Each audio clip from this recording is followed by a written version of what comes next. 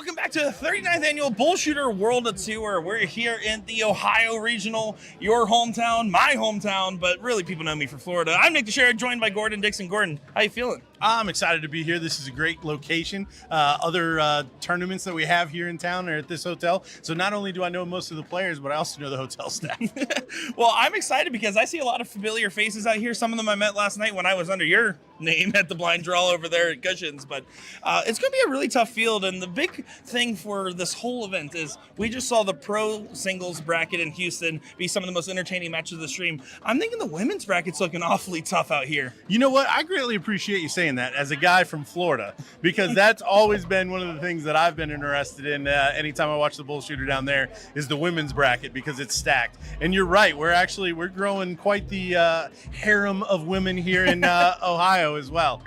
Yeah, I mean, you got Olivia Terry, Wanda Coons, Kaja Prisbel, Jessica Keller. The list goes on and on and on. And really, any of these girls could really take the title. And of course, the pro side, some of the usual suspects. But I think Brandon Kessler, Greg Fontaine, a lot of those look like are going to be pretty tough. Yeah, it'll be interesting to see. We've got some other Steeled players that maybe aren't as familiar with soft tip coming in. I play the singles league, the Steel singles league here in town. It'll be interesting to see how they mix it up. And of course, the amateurs are all hungry to try to get on that pro list, of course. And really, the field's wide open. It's always fun to see the final when we get to it and see it like, oh, who are these guys? And we'll make sure to remember them when they give us a good performance. Well, yeah, and what we always find is at the end of the amateur event, we have pros that just haven't been found yet. Whether that's in terms of averages or consistency or big shots, all of those things seem to come up at the end of that AM bracket. Well, right now, all I see, Gordon, is a room full of athletes, competitors, and sportsmen and women alike. So let's go ahead and get right into the action and get our stream coverage started. Let's go started. Sounds good. Welcome back, everybody, to the 39th annual BullShooter World Tour. We're back in Ohio, one of our favorite stops of the tour. I'm excited as I am Nick Teixeira, joined by Gordon Dixon. How you doing, Gordon? I'm doing well. Friday night here in balmy 17-degree Ohio. Yeah, it is balmy. My Florida blood is struggling right now. Yeah, we've already seen some really good matchups here in the first round. Excited to join the action here, and we're going to get a look at Brian Bigham, who already has a pretty big win under his belt, taking out Philly, Mike Sigel in the first round, and here we see him matching up against Denny Garn, his first match here. Yeah, looking forward to seeing how this one will transpire on the dartboard as both these guys want to make a claim for this win, but only one guy can get out of this match alive. And getting this a win in a matchup like this early on helps your long day of tough matches. Yeah, we always talk about the format. The format being loser goes first is kind of an equalizer in these, but you can't go down 2-0. That's the big thing. You can't get broken that second leg, regardless if you start the first one. That's the kind of the kiss of death in this format. That's a kiss I normally would say no to if I could. Looking forward to it, though. I've been having a fun time. The energy out in the room is great. You always know, even with the shorter announcement period for this regional, as we kind of snuck it in there, it was looking a little dicey for a minute. You can see the room's nice and full, and there's also a lot of people that are here that are going to be in PA next weekend as well. Yeah, that was PA is a giant stop for everybody, as we see kind of the gritty face there from Brian. But yeah, that's generally, especially with the changes to some of the sign up rules. You can play some additional events even if you travel to multiple regionals. So that's a good thing and a statement to more people coming out to more of the events. More is merrier, especially at the BullShooter World Tour. Or so they say. I believe that's what the people have been saying. Here you go, Brian. Find some success getting our first 180 of the live stream, getting a maximum, taking advantage of his throw in full.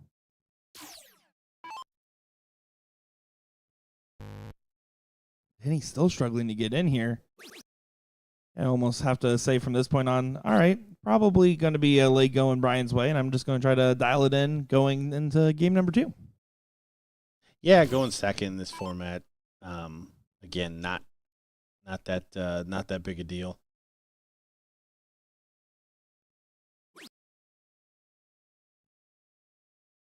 Do appreciate each and every one of you guys tuning in all across the internet here. We are live on USA Darts and BullShooter World Tour. Do thank you guys for giving the support. Already have a bunch of you guys tuning in.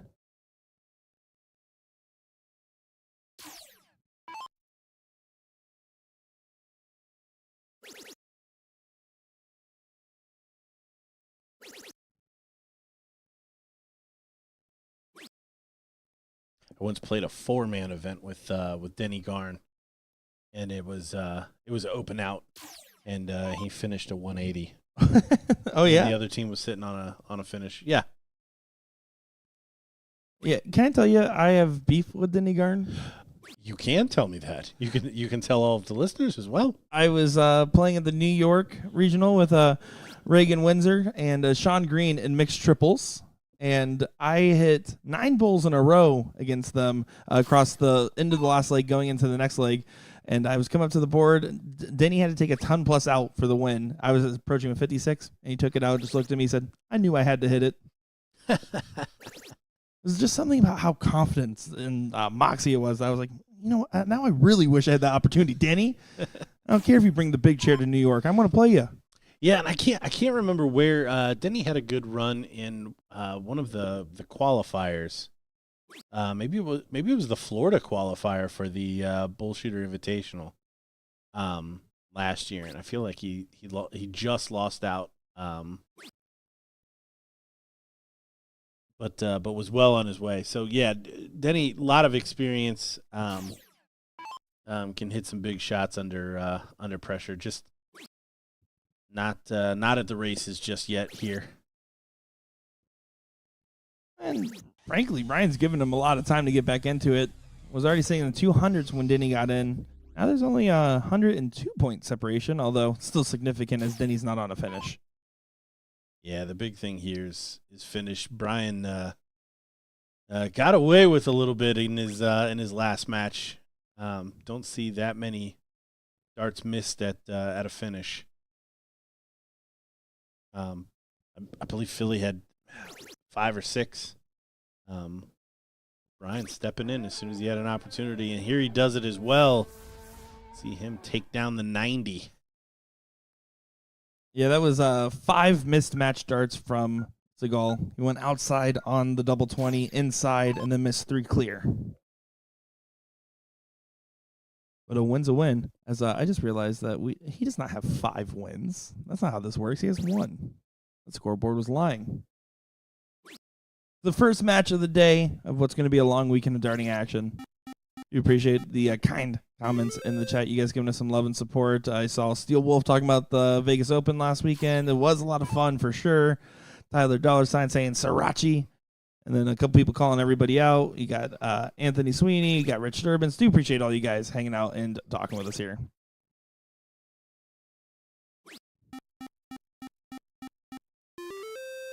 Pair of 7 marks to open. Here in the cricket leg. Again, we're following the pros here in Ohio. You know, if you're going to struggle in the last leg, to start off with a 7, the next one's usually a good reprieve. Although, hitting the 12 on the first start, kind of going left, right, and center. I will say Denny walked in here a little last second. I was just going to bring that up too. Yeah, he asked me at about 6:25 when signups closed, which was 5 minutes away. Which was 6:30. Brian stepping in here for a 9, punishing the open from Denny, and we talked about it. The kiss of death going down 2-0. Denny on his way to that if he can't turn this one around. All of a sudden, was going left, right, and center, and then finds a 7. You got to just factor in the fact that he's an experienced veteran of the game, right? He's going to be one of those people that sometimes they'll just click randomly, even if you are struggling, even if you aren't warmed up. Like you, earlier today when I filmed you throwing. Yeah, every once in a while. And look at this. A little bit of a gift back here. And an open from Brian. Incredible. This is some of the stuff that you'll see early in these events. Yeah, you wouldn't expect as much from Brian considering he just came off of a tough match, right? Normally that helps loosen you up and you go right into the second round good. Then he having some first round blues. Well, it is his first round. He had to buy. And again, only one mark.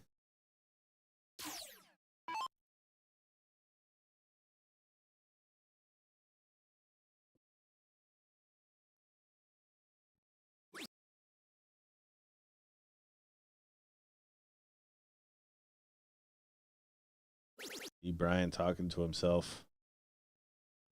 39-point lead. Decides to take the 18 away. Dangerous position to do this because now Denny's got to score on the 17s, which is basically just a right-handed 19. But Denny continuing to struggle to stay straight here. You see shake of the head. 17s turn into just one less Brian can score on. We have Cody Vomstead tuning in saying, I'm here so I don't get fined. We've been seeing a lot of him on the Facebook Reels as we clipped out his matches against Leonard Gates over there, doing some damage. Great to see you in here as well. And don't worry, you're not going to get fined. You made your appearance fee. Mike Porterfield, a.k.a. Nick Teixeira, tuning in as well.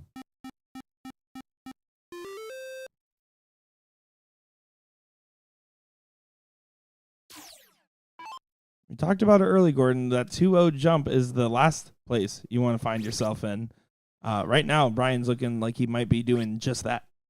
Yeah, and loser starts. That's how you can guarantee to go first in a leg for the match without winning a cork. Now, you can do it twice if you lose that one and win the cork, but going up 2-0 is definitely an easier way to do it. Of course, we got Mike Patterson saying, Gordon Dixon. But if you don't have the A, it doesn't really do it for me. I like the Gordon Dixon.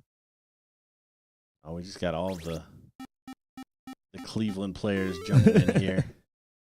Not coming down to play softies with us. Well, I blame them. Why aren't you guys here? Regrettably, Roy Walls and Mike Patterson, Cleveland all-star champions.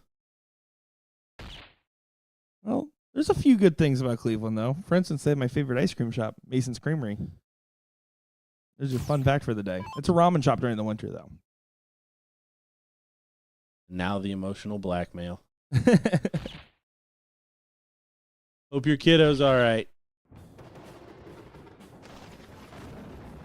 There you go. 2-0 jump here for Brian Bigham over Denny Garn. Denny in deep waters early on here, it seems.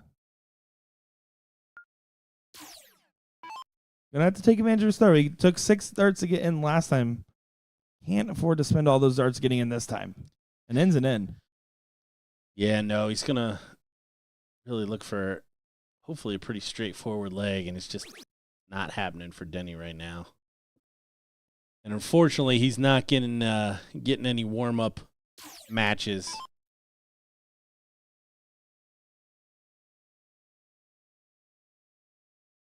Straight into the fire here with Bubba.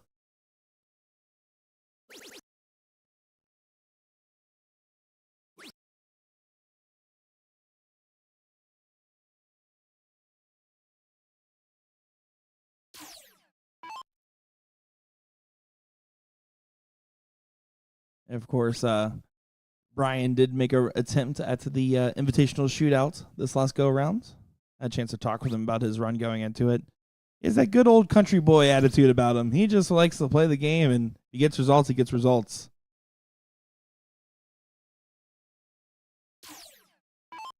Him throwing some support there.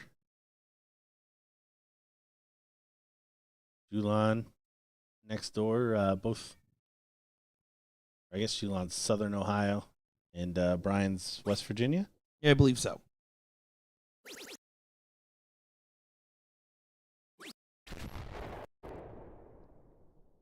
ESPN athlete Elliot Melk in the chat. Said, whoops, wrong stream. Take that personally. He played with Leonard Gates last weekend at the Las Vegas Open, the team of Chocolate Milk. Should have seen that one coming.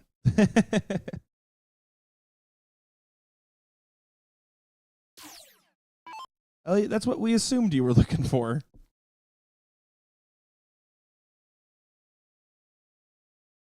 Ryan's going to try to challenge a throw here. Needed perfection. He won't get that.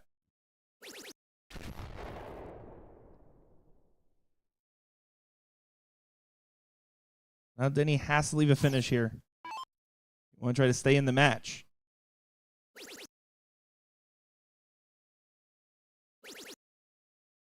I can't do it. Can't do it. So Brian's going to have 6 darts from 205.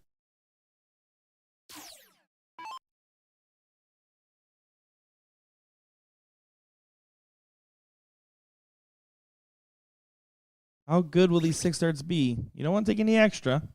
It looks like he's going to get himself set up pretty well to a finish. Over to the 15s. No. Does get himself in 2-dart range here.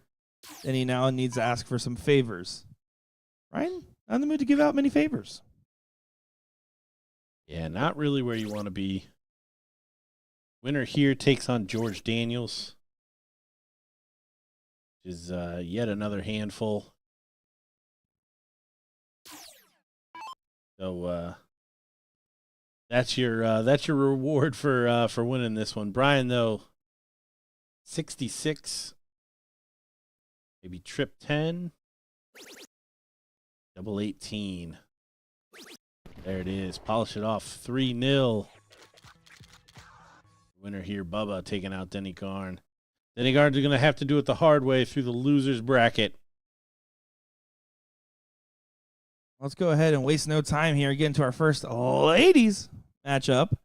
We got Kalina and Courtney taking the board. Currently about to be a 1-to-1 affair in this combo format over here. Do want to remind everybody that we are live on USA Darts and BullShooter Sports Network. So if you hear us commenting about random comments, it's not pre-recorded, I promise. We're on live with 2 different platforms, so feel free to join every chat room. Get out all the devices. Of course, if you want to follow along with the brackets, just pull out that BullShooter app of yours, go over to the Tournament King section, and switch it from my events to all events, and there you'll be able to follow with each and every bracket that we have up and going.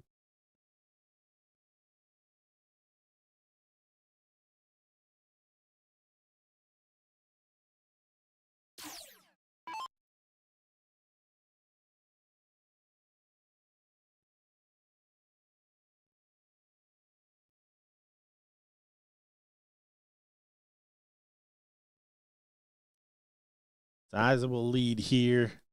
3 bulls will polish this off. I need a double in there somewhere. Not going to happen here. Nice last dart. Keeps court at arm's length. And not going to really mess around with this one too much. Especially when you get towards the tail end of this leg here. You're already down a leg going into the 0-1 section.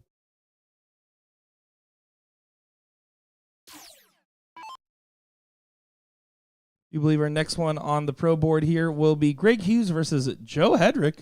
I believe you are familiar with good old Joe, Juicebox Joe. Joe Hedrick. Where did the juice box come from? New York last year, he was playing on the stream and he had the beatbox juice box, and he's like, "These are the best thing ever." And every time I've seen him since, he talks about beatbox juice boxes. Oh, that's hilarious. So he's Juicebox Joe now. I like the alliteration. I've given worse nicknames. Probably will get better. We're still fighting along here, as it's still pretty early on the leg. Got a good 14 rounds left, so you're not worried about round out. You're just trying to get yourself mentally set up for that last leg.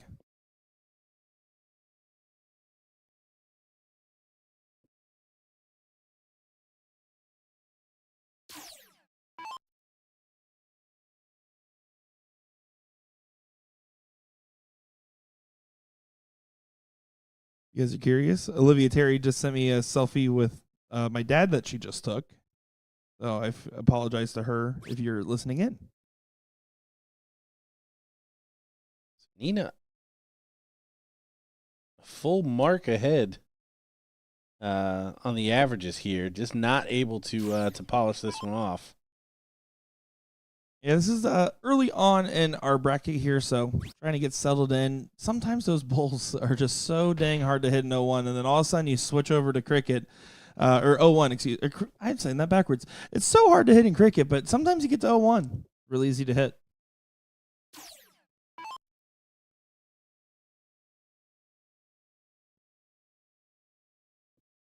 Courtney giving the board the number 1 there. Well, someone's got to remind the board. Actually, on a couple of streams, I was pretty good at follow through right into the number 1.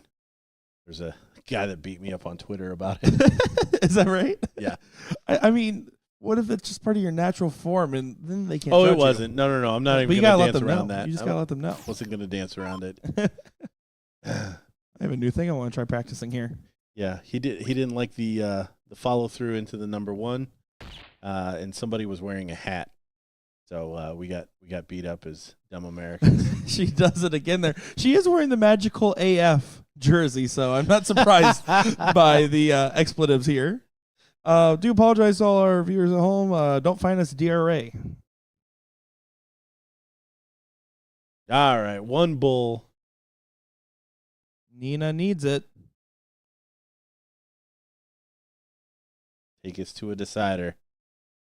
She's laughing at herself. She's kind of getting too frustrated at that one. It's hard when you're just not collecting, but you just have to keep composure before anything else.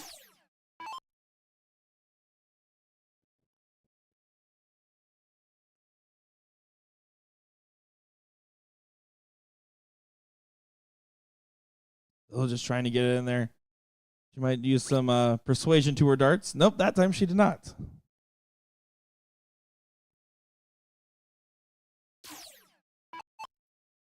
So Nina just going to try to get extra settled here.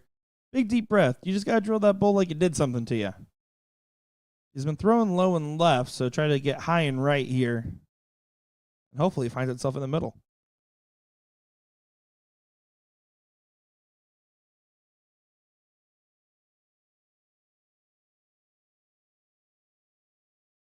A little bit of a drive-by on the second dart there. I would assume drive-by. Yeah, Courtney pumping herself up here. Now it's only 10 rounds away from the finish line, and she keeps falling out and hitting what she needs. She's 4 bulls and a trip 17 away. She keeps finding one around. Yeah.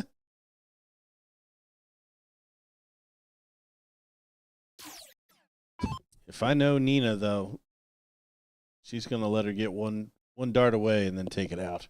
That's how it goes sometimes. Darts is a cruel, cruel game.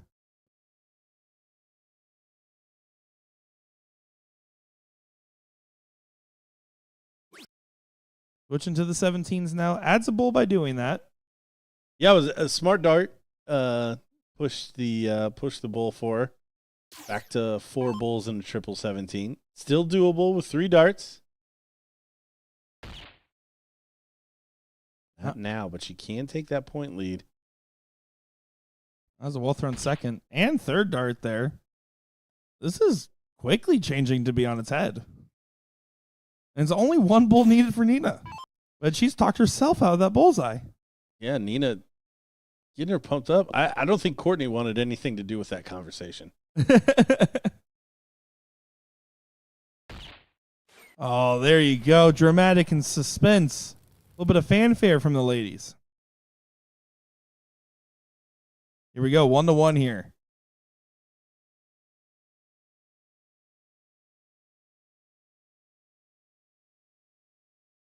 Critical game 3, cork. Sometimes when you struggle to hit bulls at the end of a cricket, they feel way easier to hit in the diddle. Sometimes, though.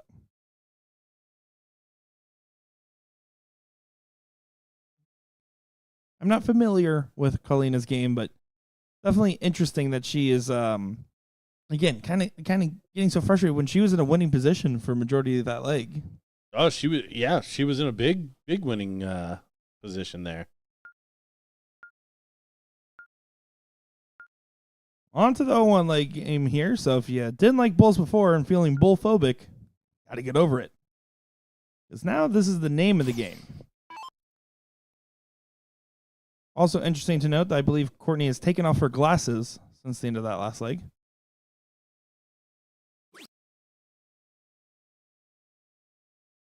The ladies here are playing open in, open out. No double start and full bull, which is why we'll see a little bit different strategy here. Yeah, this is just a full-on sprint to the finish line type of game. Interesting to see just how consistent Nina turns out to be on these bullseyes this time. I really think she put a mental block in on there. She was throwing a really solid average when we jumped over to that cricket game. She was in the high twos, and then, again, I think it's a mental block of sorts. You know, whenever I make the bullseye, Gordon, I always picture one of my ex's faces. Cruel. The X changes depending on my mood. Helps me fall through better.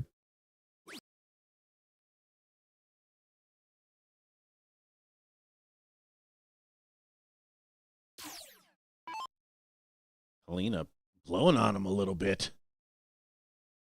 Like some lucky dice at the craps table.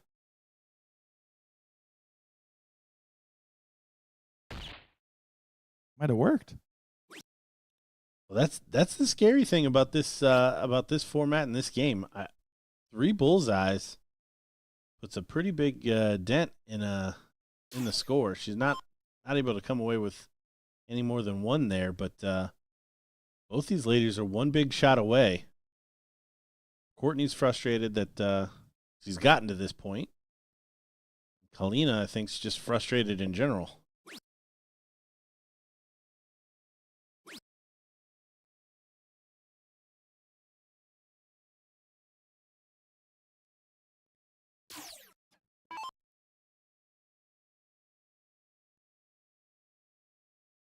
Again, just a reminder, folks, we are going to get Hughes versus Hedrick up next on our board here. They have not actually started play yet. They've been taking their 9 practice starts and multiplying them by 3, at least.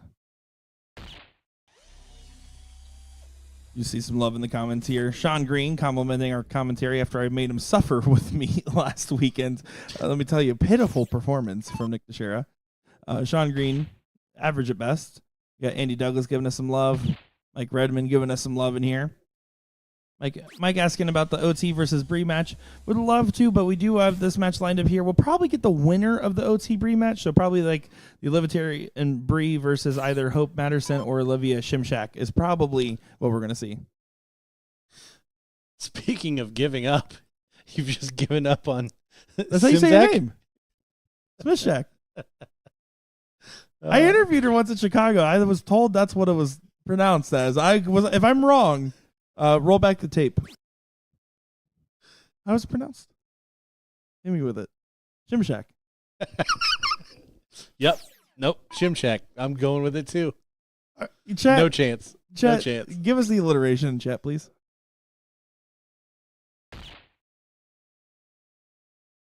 Chance to leave a finish.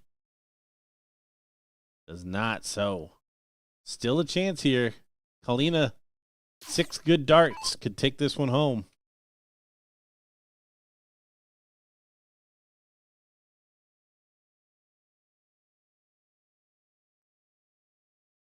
The chat has not said it was wrong yet. Those haven't said anything yet.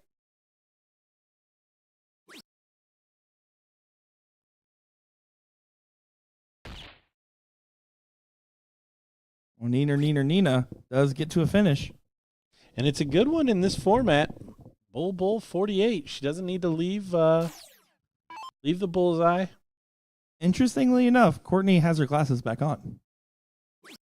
Those are finishing glasses. Among other things, like seeing glasses. Oh, and she... Yeah, It is a finish. It's definitely not an ideal one, as it's not a bull first finish.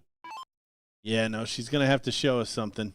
Nina, however, straightforward, and now that she's got the lead after losing the cork, she's gone favorite here. Maybe she likes playing from behind, as playing out in front's a harder position sometimes with the weight on your shoulders. Knocked yourself out of that second bull, and this is not a bull last dart shot here. Probably going to play for like a trip 18.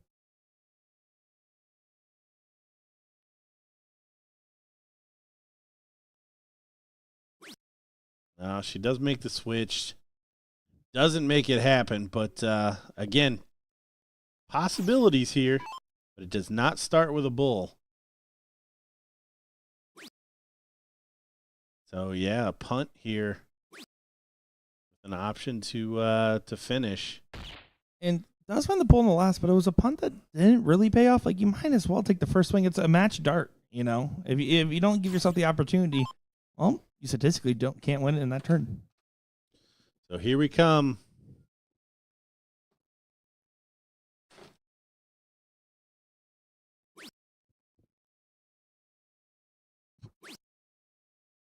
Oh, no finish. You saw what Nina thought of that. No, She said, all shucks. Well, I do love how vocal we're getting at our dartboard here. As single 14 does not leave a good finish either at 47. Got cleanup duty on the next approach. Should be 18 bull.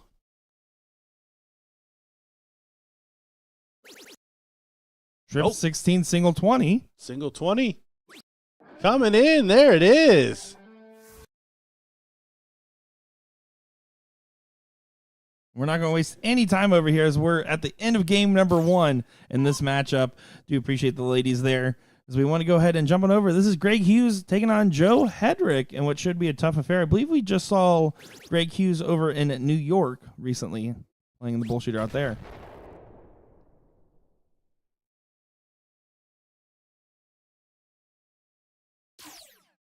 Joe, I believe, has already had darts at this. We'll look to sew up this first leg.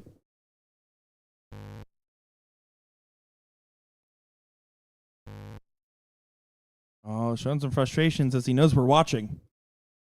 That has to be the reason.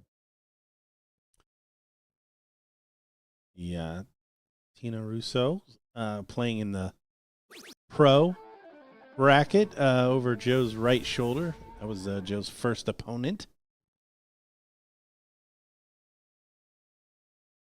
I do have to shout out the fact that we got a lady playing up in the pro field. It's always an option. It's not called the men's pro field. It's called the pro field. In fact, I played in it more times as an amateur than I probably played in the amateur brackets, because I always signed up too late. I remember from Greg's performance in New York, and he just played really well. I think he was actually in the amateur bracket, if I'm not mistaken. He was just not missing many opportunities. Really was fired up, much like Juicebox Joe from a year ago in New York. You go way back with Hedrick, right? Oh yeah, yeah. Joe, his daughters Nikki and Tiffany played youth with DJ and I. Son Mitch every once in a while would come out. Won many mixed trips and youth events with the whole Hedrick clan. Joe, an excellent player in his own right anymore. Holding down for Ohio.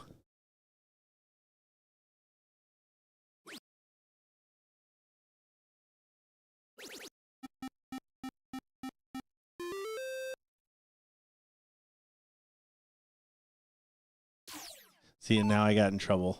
The Hedricks are fighting. I didn't mention Brittany, the oldest daughter, who's also played in a couple capped events with her. Which I hate capped events. I love capped events. They're the most fun. wish the matriarch to get better. I believe dealing with some pneumonia right now. So Tina, I hope you feel better.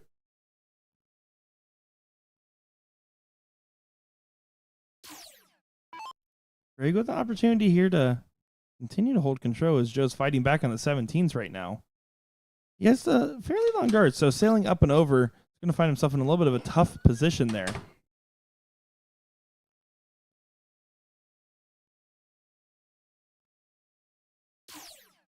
And Joe should be able to get some serious damage in. I say he needs to take advantage of that guide dart. He moves over back to the 17th. Don't mind the play. Yeah, not the order I would have shot it only because of that that first marker dart, but job done there for Joe. Trying to cruise to that 2-0 lead here.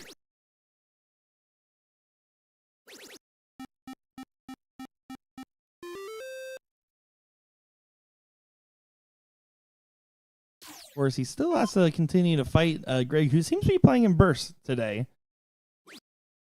Couple big swings, couple of wide misses so far from what we've seen. It can be tough to play against, too, because sometimes it's not about the average as far as the total highest number, but the timing of when you hit those big shots.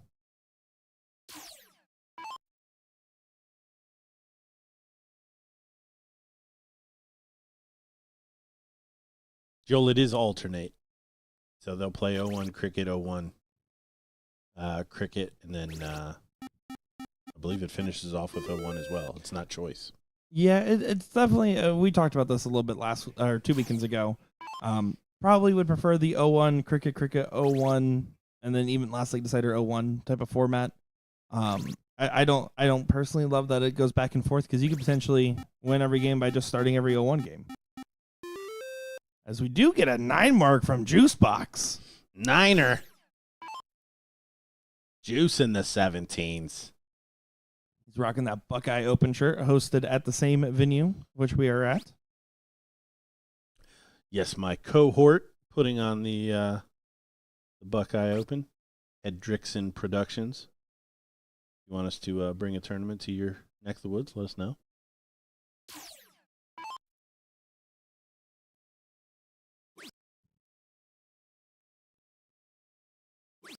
Joe does get the close in the 18s here and firm control of this leg so far. Not much pressure, even with the last start going awry.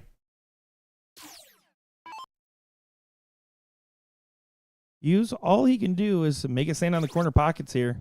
Good start to that campaign.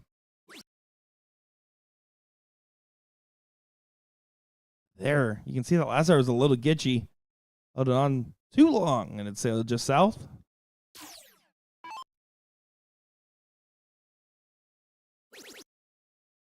Joe grabbing the other corner pocket first. Going to take a swing now. Does do so. Can he go back-to-back on the 9s? Throw the points for the fans. He does. Probably could have gotten bull in the last, but he's a man of the people. He's trying to add a bull on that last start, of course.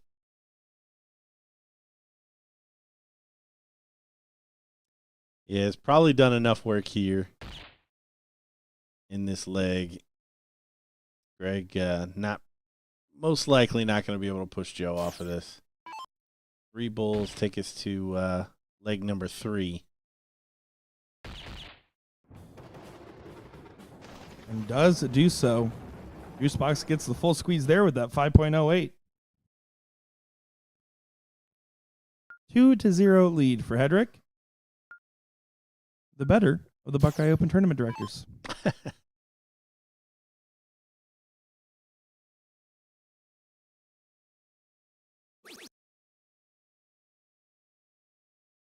Hughes does get in on the Leonard Gates special double 13.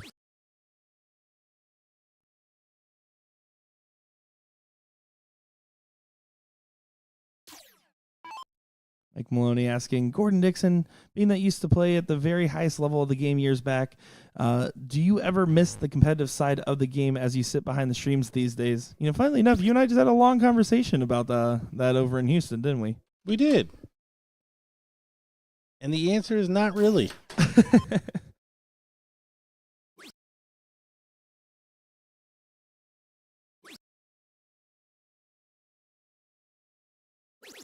And Mike, as for me, I never was good enough to be able to miss being good.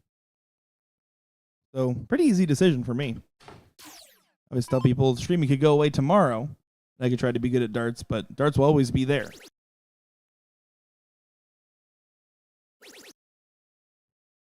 Look at this, Joe. Trying to stamp a little authority on this leg.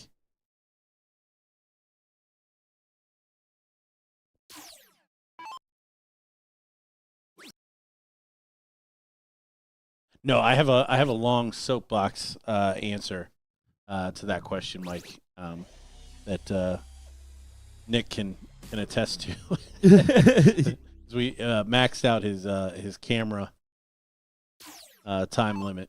Yeah, not to give too much of a peek behind the curtain, but we did have a long talk about the entirety of your career, from player, commentator, tournament runner, everything in your experience. And the video should be coming out probably between that break between Pennsylvania and San Antonio, I would imagine. Be on the lookout for that. I'll tag you, Mike.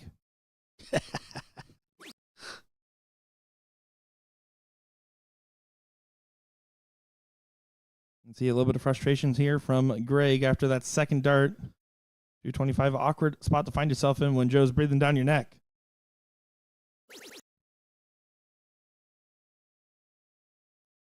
Made sure to let the fans know in the audience how he felt about that one.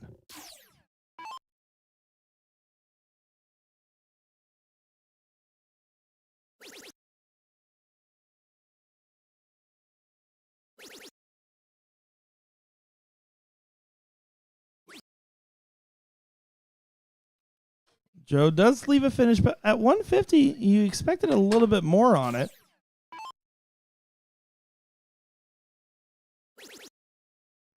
You should be able to punish from this position. Does recover after the first start there, excuse me. Setting up at 115. Better position than Joe, but not by much. Right now, Joe Hedrick listening to the Spice Girls, believe it or not.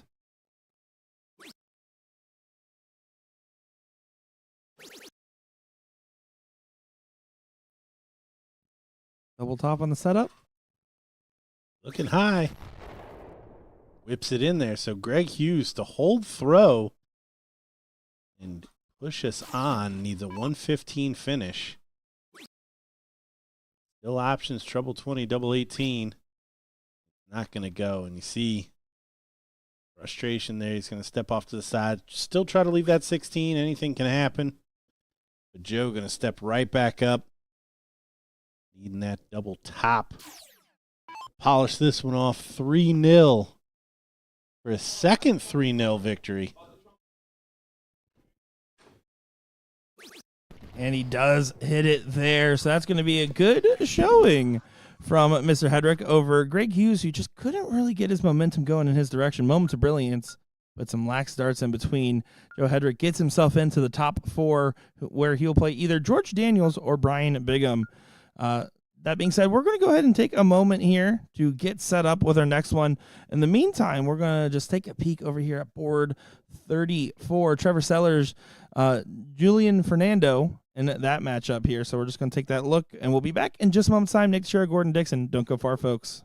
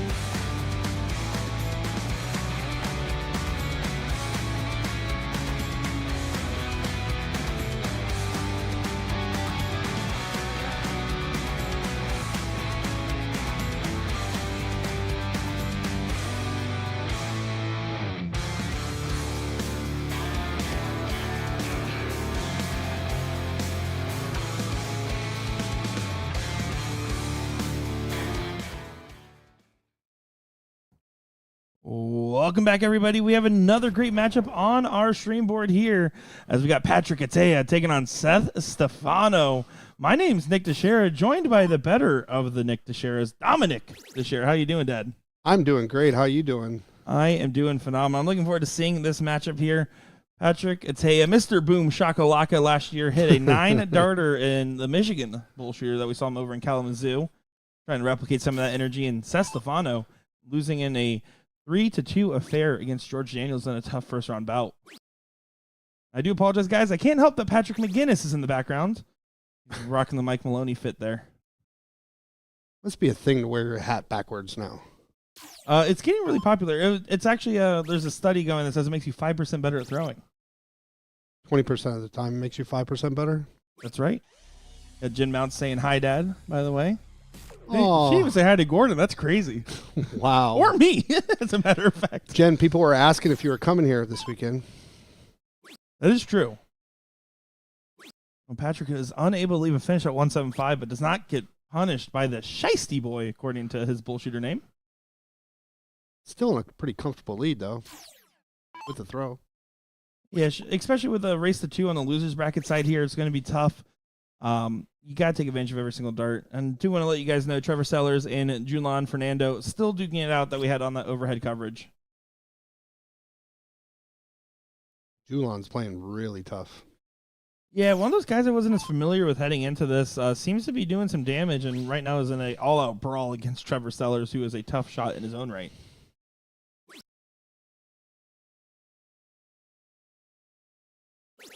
That is frustrating when you think that it's going in and just misses. Move around, try to get the right angle.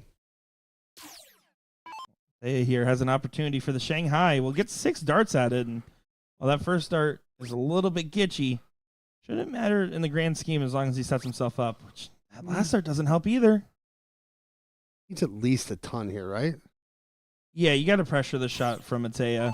That's Stefano, of course, won numerous titles in the CDC Evolution Tour. Really tough shot. That was a tough shot. He's doing a max pressure there, finding the 180 on the dartboard. That being said, chose to not leave an optimal double in hopes of putting pressure on Patrick here. Patrick might not even get a dart at this one now. He doesn't. Wow. That's tough. It's unlucky. It's right on the wire, too. Does he go right at it or split it here? He goes for it. I'm going to have to agree with you on that one. That's why.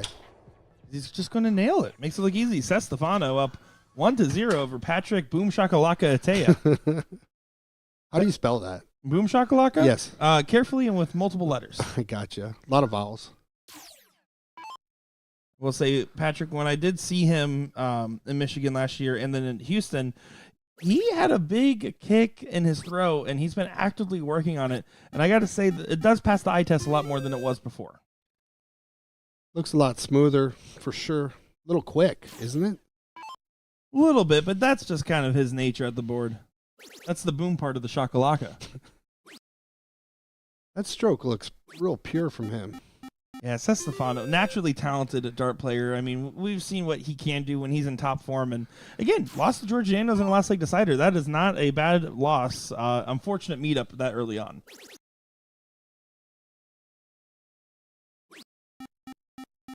Solid. I do know Mopar can't spell boom shakalaka. Appreciate that. Appreciate all you guys watching along with us here. Even you, Scott Hanish. Isn't Scott famous for shooting a 1080? The 180 floor to the truest degree. That clip went viral even on Twitter. Now named X. Patrick still has control of the 20s. He's going to just continue to try to defend him. I don't like the switch there. He might have felt blocked, but even then, you're giving Seth too easy of an opportunity to take away that high ground. I like it better on the third dart if you're going to do that.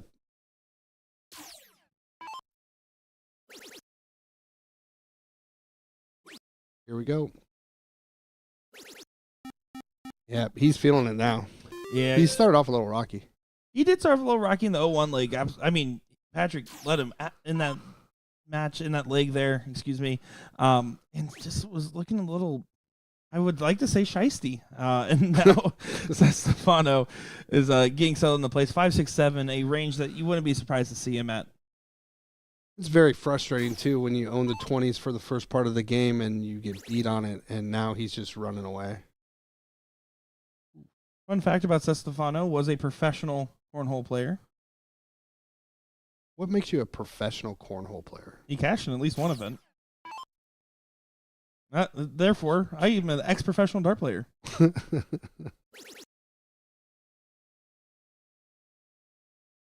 Gordon Dixon did great in that blind draw last night. I have to agree with you on that one. That guy can still throw. Worst game was a 4-4. Everything else was mid-5s. So it was amazing. Don't ask him about the L1 legs. Seth here, just trying to clean this up. He got a little crazy with it, going for those 15s first. That's normally a comfortable shot, but looking uncomfortable in that turn. You're giving Patrick an opportunity he otherwise wouldn't have had. Are you trying to bet it, or are you trying to wipe it out? No.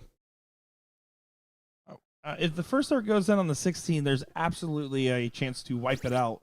Instead, barely gets the point lead.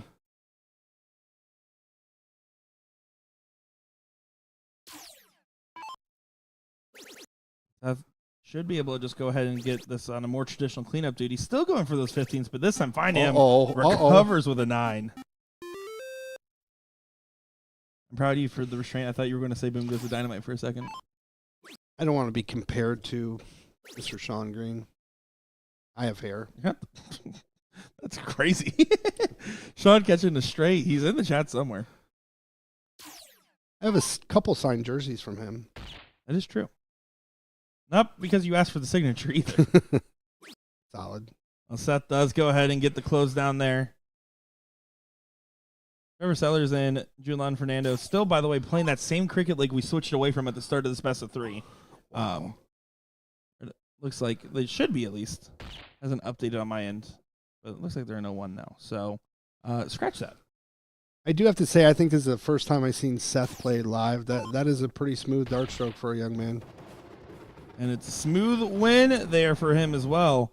Getting that one, you can see Patrick giving him a handshake and some respect as now you're seeing the other Patrick in the room. Patrick McGinnis still taking on Sam Vanderpool over there. We're going to go ahead and get set up with that next match. Should be our first top 4 in the pro singles. We're going to get Juicebox Joe Hedrick taking on George Daniels in that next matchup. And I appreciate you jumping on here and giving my co-commentator some relief. So do we want to say what he was doing, or we're just going to let it go? We're just going to let it go. Okay, the chat's not good. ready for that. I'm sure. It was fun. Thanks. All right, guys. We'll be right back in just a moment's time. I'm Nick Teixeira, joined by the better Teixeira and Gordon Dixon. Be back in just a moment.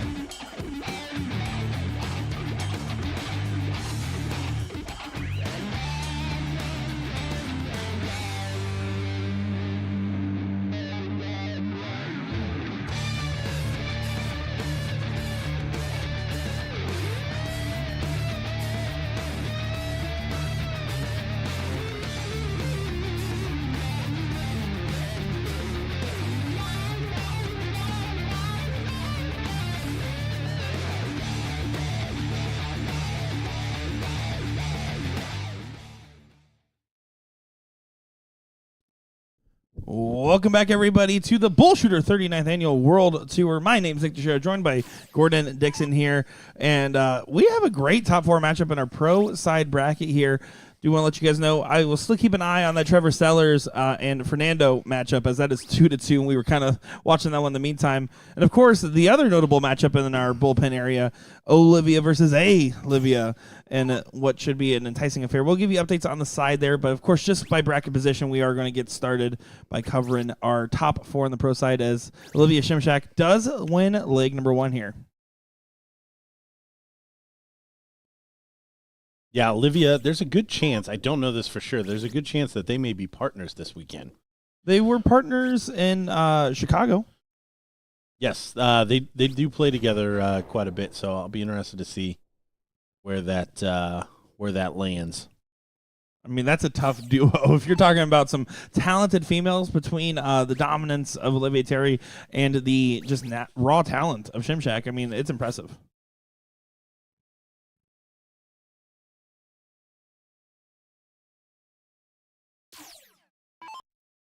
We see a slack start from Olivia Terry. I can't stop watching that one over on your screen. But the men here, off and running, both of them. Big 2-triple turn there. Joey Hedrick. Joey Juicebox Hedrick. It just has a ring to it, doesn't it? No, it absolutely does. I'm in. Does George Daniels have a nickname? Curious George? He does. I do not remember what it was. It says lights out. Yeah, you know, the name on the board. George put a lot of pressure on Joe here. Needs to bring this down because that 101 well within his range. And also, just on that side match there, Fernando at 52 missed 3 darts as he hit a single and then went outside. Trevor Sellers for the match sitting on 32. Big moment in that matchup. Big moment in this match. I was lights out. That's a good first start miss. 86. Oh, and he's not going to get there. Very surprised that George did not get a dart from here. Sellers misses 3 darts at the double for the match win. I tell you what, it's been a long time since I've seen this many very proficient darters miss finishes. You get the odd dart, but Joe Hedrick needing double 4 to take this first leg against George. And he goes outside as well. And Julian Fernando does hit it on his first start, and that next attempt, the Hurricane moves on and weathers the storm there, as Trevor Sellers does get defeated 3-2 in that matchup. Julian Fernando will go on to play Patrick McGinnis in a top 4 matchup, which we will see later on after this pro matchup concludes. See George taking it out with the throw. Both these guys just shake of the head. Again, both enough experience to not let that get them down too much here. We see Joe already firing away into that treble 20.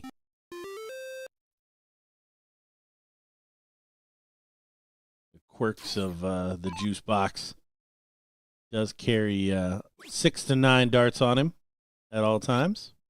6 to 9 darts. A lot of darts. You know, Alex Spellman was catching some flack. There was a video of what's in my dart case that we did with him, and he had just his set of barrels, and everyone in chat's like, real pros wouldn't carry less than 6 darts on them, blah, blah, blah. And giving him a hard time for that. I'm going to be honest. If I had 6 darts on me, I'd probably lose 5 of them. I see. Little too much frustration here, especially early in the second leg. I see Joe settle a little bit here. You can't win the next leg in the first 2 turns. Especially with George here hitting a big 7 mark. Gave a little bit of a whip, but no nay-nay on the celebration. Juice box right back at it. Didn't take the swing at the higher number. Wanted to stay there to try to find all he can eat.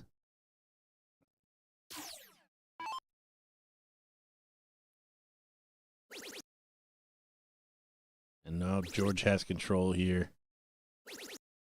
It's not messing around. 9-dart follow. Really putting the pressure on Joe Hedrick here.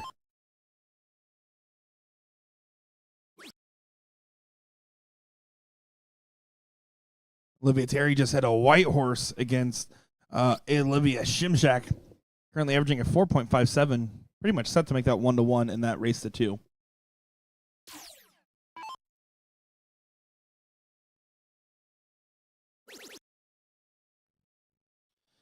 Yeah, these pro cricket legs just get away from you so fast. George continuing that 7-mark average here. No pressure from Joe really to push him off of there. Looking like Joe going to have to do this the tough way. Coming back from 2-0 down. It's not over, but he's at this point he's going to need some help from George.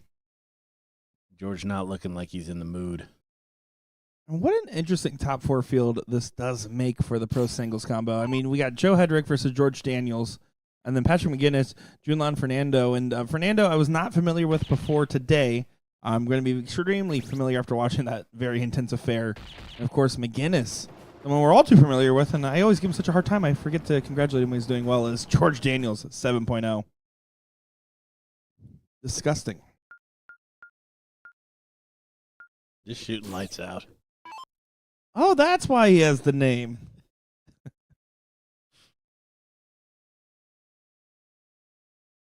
Now, Joe will want this to be easy peasy, juice box squeezy. In, couple big trebles, finds one. Just make sure George knows he's in a match here. And Joe looked incredible with that 3-0 win he had in his previous match, and then he had a 3-0 win against Tina Russo and a 3-1 win against Mike Hagenow. So he had a very solid performance running into this. He's not lost 2 legs to one person yet. George Daniels has gotten the first 2 straight.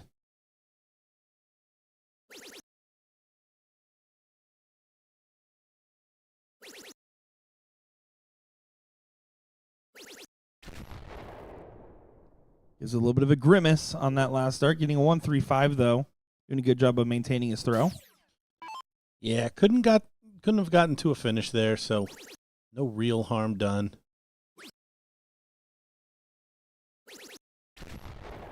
George staying right with him, so parity always favors the guy going first here.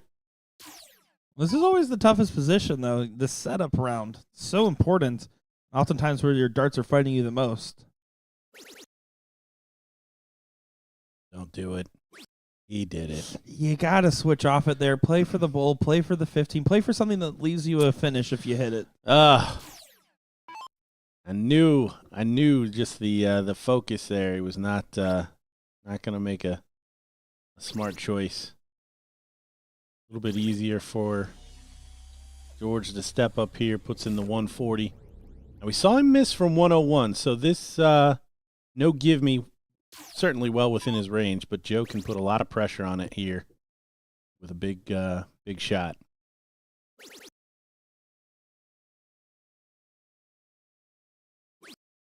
Oh, and that's going to be a little bit of a dangerous dart there. Only at 91, opponent sitting at 106. I'm going to potentially have a guaranteed dart at a double there. Yeah, it'll be interesting to see how Joe shoots that.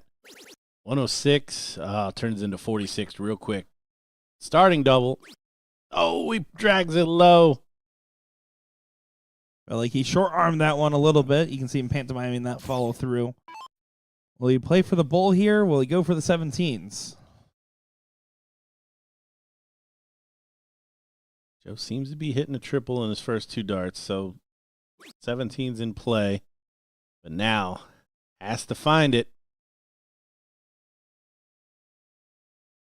Get himself settled. The man knows the math. And that's the wrong number. Yeah, wire out.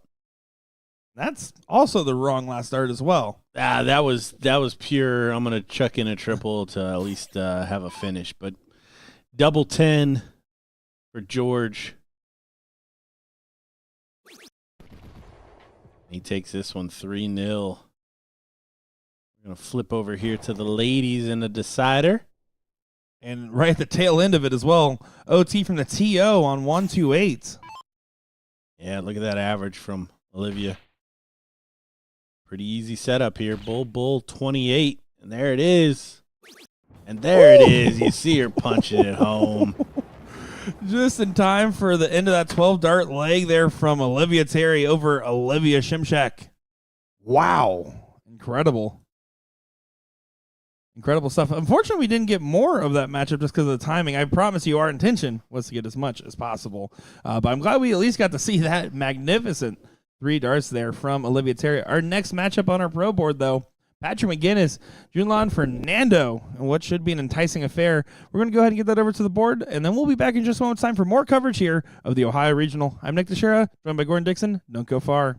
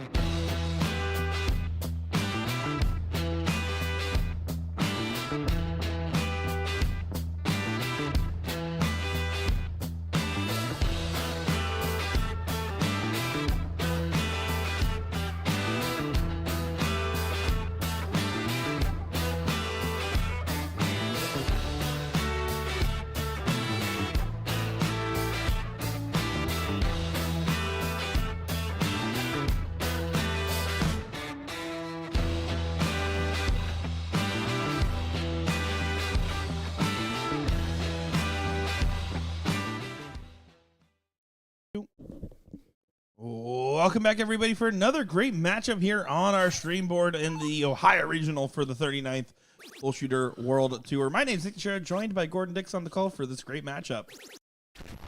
Yeah, slow start for June in the opening shot there, but corrects it a bit there with a 112 in. And we see this thing. Thing is a good way to put that. Old Rick McGinnis. Patrick McGinnis, a living legend for all the wrong reasons, but I do love that guy. Going up against Junlan Fernando. Again, I meant earlier, I was not familiar with Fernando before this. He's taking out some names and playing some great games along the way. Yeah, no, BullShooter, honestly, is the only time I get to see June. Like I said, I know he plays a lot in Southern Ohio. But yeah, I don't get to see him, but he always performs when he comes out. Of course, McGinnis, famous for playing Jules Van Doggen at the PA BullShooter last year, where he lost to Jules. That's an honor. I will say this. I was giving a hard time to Patrick before his match because he's like, oh, it's so mean that you guys picked me to be on stream. And I was like, you're just in the bracket, the right spot. Of course you're going to be on stream.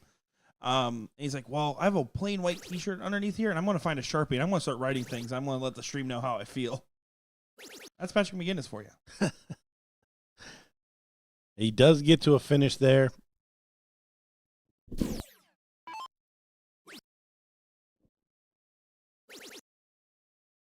But June still has start. He's going to put in a 1-3-4. Big shot. So outside chance here for old Ricky Guinness. I'm not just saying that because of the gray hair. I'll stop. I've been picking on him already too much. You love our different friends that we make across the tour here. But June, like you said, opportunity 32 is the look.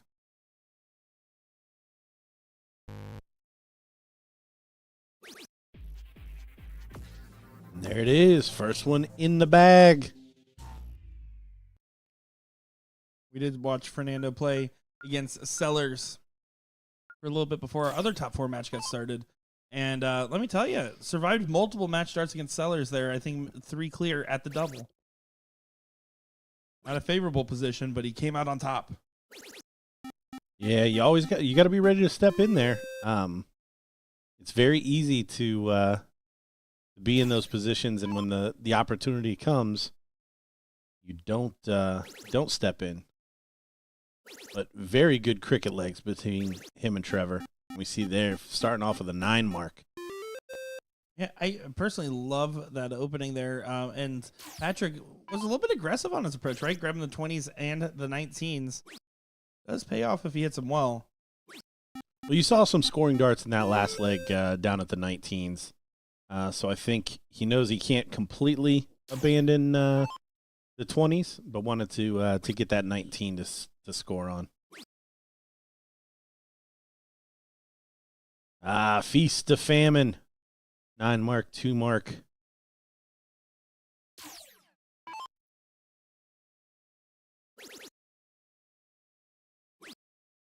Again, it's on the attack immediately here. Goes outside on the last. I mean, he is wearing the Mike Maloney gear. What else did we expect him to throw out on that last start? Yeah, this has second place written all over it.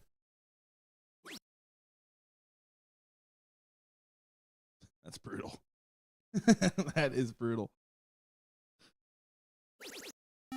Good last start collect there from Hurricane. Yeah, 9.25. So averaging out pretty well here, though. And look at this. Patrick spraying him. I see a wave in the background there. Hello.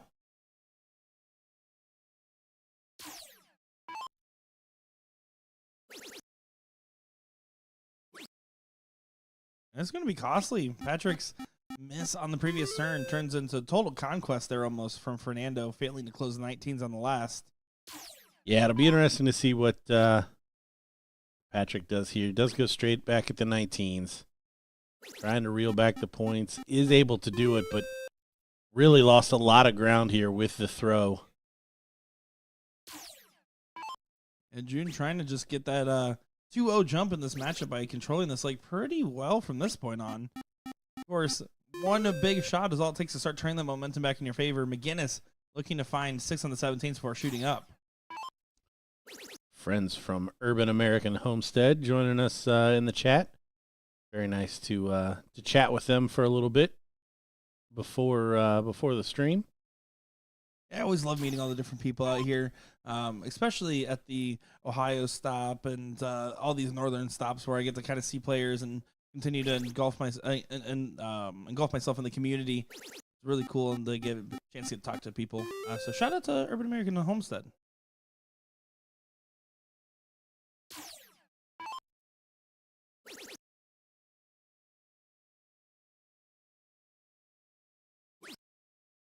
Only 4. So not what he needed here. June going to look to take these corners away.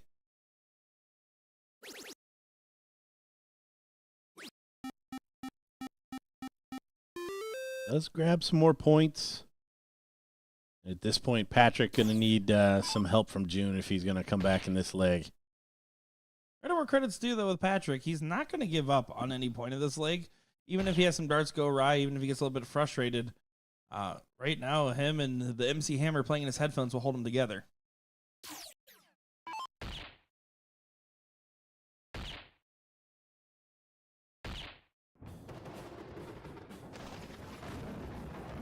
Nice 5-2-5 there from June, taking this one 2-0.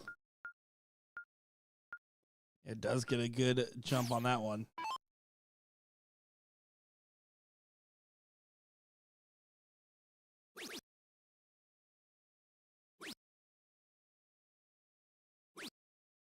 A little bit of a right second 2 darts there. Gets in easily and then just single three. Looked a bit uncomfortable there.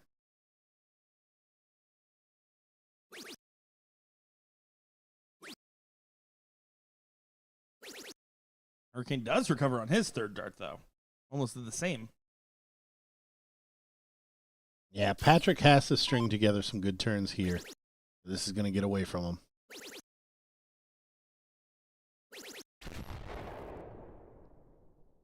Not too bad of a recovery there. Finding 135 on the turn. Hurricane going to try to get a little bit of ground here. See what he's able to do. Yeah, Been impressed so far. You'll take 2 big triples every time. You'd take 121 every time you step to the board. I'll be honest, I'll take hitting the board half the time. Does need all 3 to leave a finish here.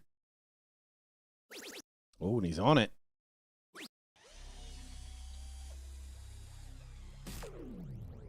June, though, only needs 2 for an outside chance. He fills it up, and he'll be well on his way. Taking this one 3-0. Finds the first one and the second. Just needs to stay true and does exactly as you predicted. Yeah, outside chance, and it shouldn't, but it does make McGinnis think a little bit about this 180. Floats the first one.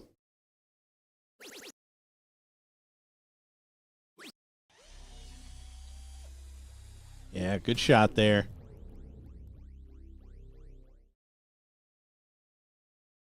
Here we go. 1-6-4 is going to be the shot. The shot is not on as he falls into the 1 there. Going to be on correction duty. Just enough to keep him in line.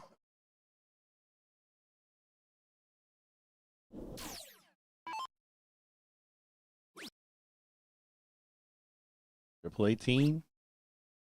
Double bull. Oh, and he's just high. I'm calling this one done.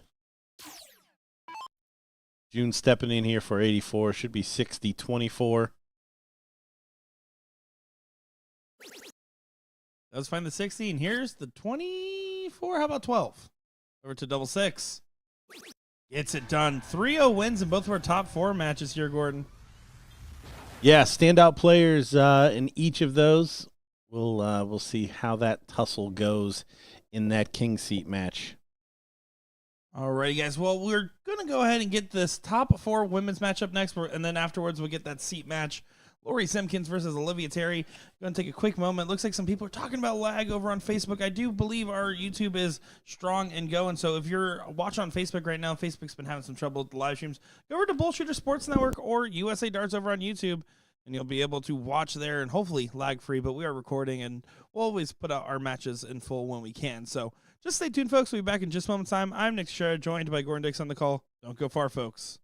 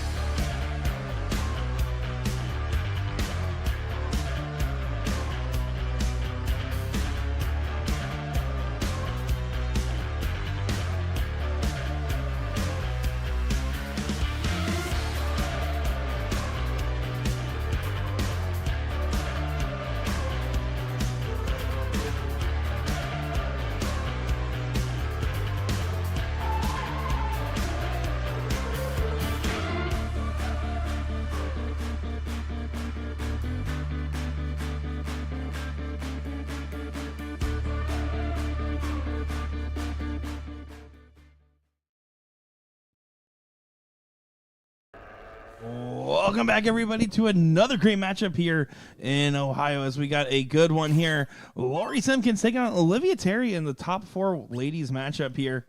I'm Nick Scher, joined by Gordon Dixon on the call for this one. Yeah, these are blink and you'll miss it type events. Already seen a big 150 open here from Olivia. We saw a big 128 finish from her the last time she was on the board. And she is perfect through 6. Yeah, looking great. She played a tough matchup, and I mean tough matchup against Olivia Shimshak to get to this point here. And Lori does find a couple of bulls. Olivia locked in, though. Not her normal jovial slap hands between shots. See a wrinkled face as she ruins the perfect game. The crowd boos. Well, she does still get to a finish, though. Should have 6 starts here. Will have 6 starts here no matter what.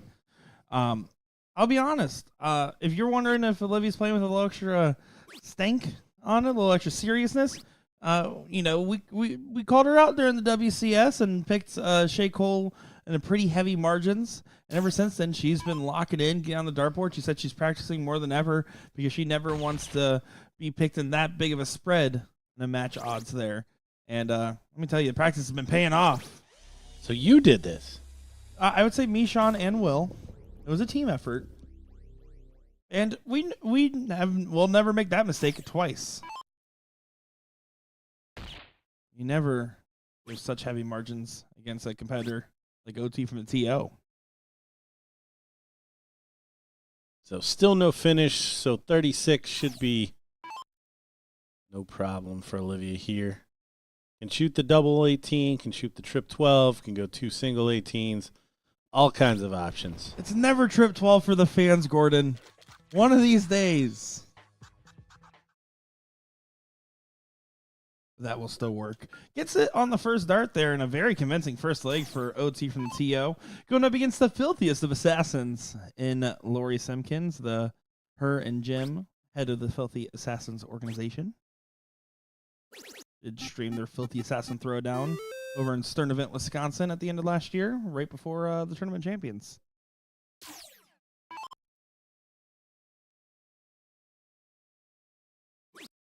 Five-mark start from Lori, trying to make sure Olivia knows this is not going to be all her way. Also see Ian Hansen in the background there. Owner of Super Darts. I saw the giant Super Darts truck here. Did you see the giant setup they have in the lobby, too? I You gotta admit, that is the Walmart of dart shops. Yeah, we normally have our finals board out there when we run the tournament here. So to see 3/4 of that that foyer taken up with tent, it's pretty incredible. Good mobile station there for Ian, and Olivia is just off and running here, taking away that 20, grabbing another 57 points. Really flipping it and making the pressure for Lori to perform. Funny to say here, 5 at this point, not going to do it. Did see Olivia giving some respect on that, kind of pointing over towards Lori's way, but you're absolutely right. She's still in control of this position here. She is throwing some heat right now. Continuing to maintain that 5-0 average.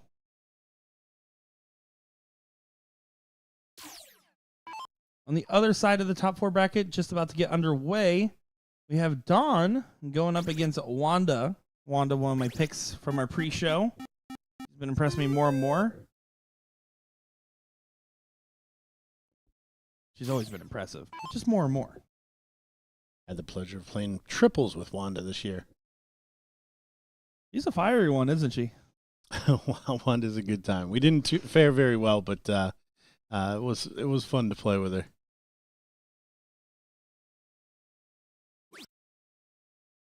Olivia stepping over, only taking the point lead. So the average really coming off the top here for her. Lori now able to extend her advantage, and not going to happen. So kind of gives it right back to Olivia. You think it's interesting to see Lori rocking those Condor tri-flights, whatever they're called, with the 3 fins on them instead of 4? Those used to be really popular back in the day, and I feel like they're making a little bit of a resurgence as a trendy dart product for one way or another. Personally, flight's a flight. I only care about the shape.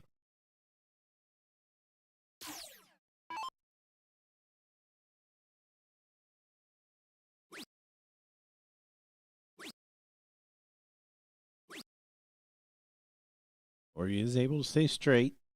Grab 51 points, 44-point deficit for Olivia. She steps up. Only needs that single 17 to shut it down. So gives her a lot of options if she can find a triple here early on the 19. She's going to go ahead and take it away. I don't mind that shot at all with the X already on that 5-point differential here. Yeah, if Lori hits a 6 mark, gets a number, and closes your number, she's in good position. But now you're saying, can you hit the 6? 3 mark of the 19s won't feel like enough. He agrees. Yeah, smart decision there from Lori. Grabs a new number. Now Olivia's going to be focusing on doing some recovery in the pointing department here. Does get that recovered immediately.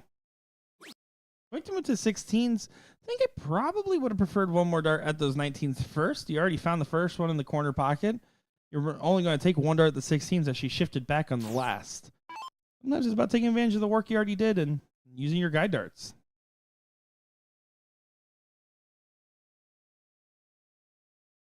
Nate Wickware corrects me and says, those are the Condor Axe 120s. I couldn't remember the number. I knew it was a Condor. I think that's worth half a point.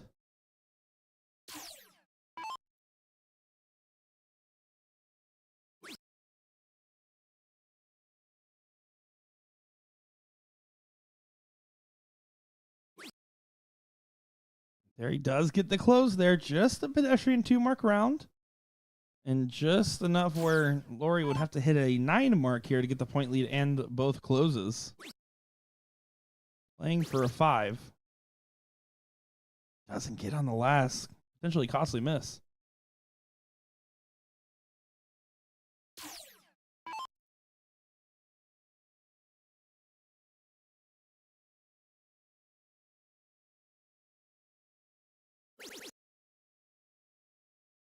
Yeah, that free 57.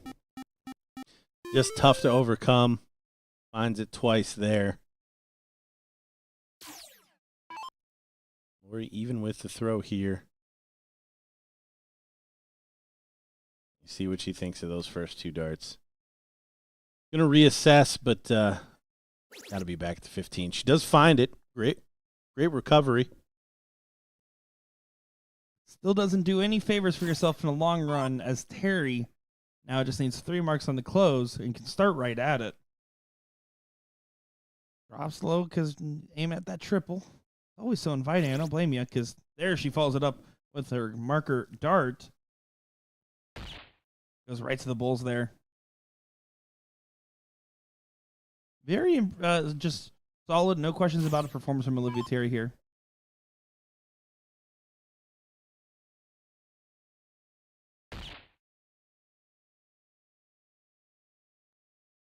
Two bulls.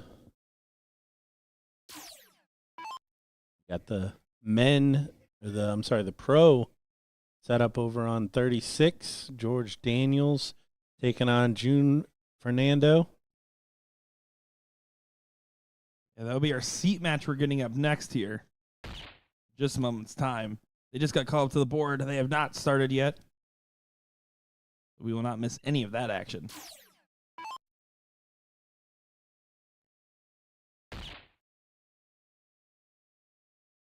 Lori Simpkins in some trouble, though.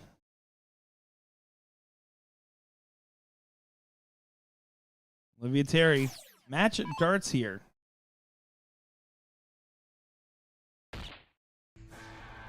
and does get it done there. OT from the TO comes out on TOP top. He giving a little bit of a hug, a little bit of love. Olivia Terry makes her sponsor Ian Hansen proud in the background there.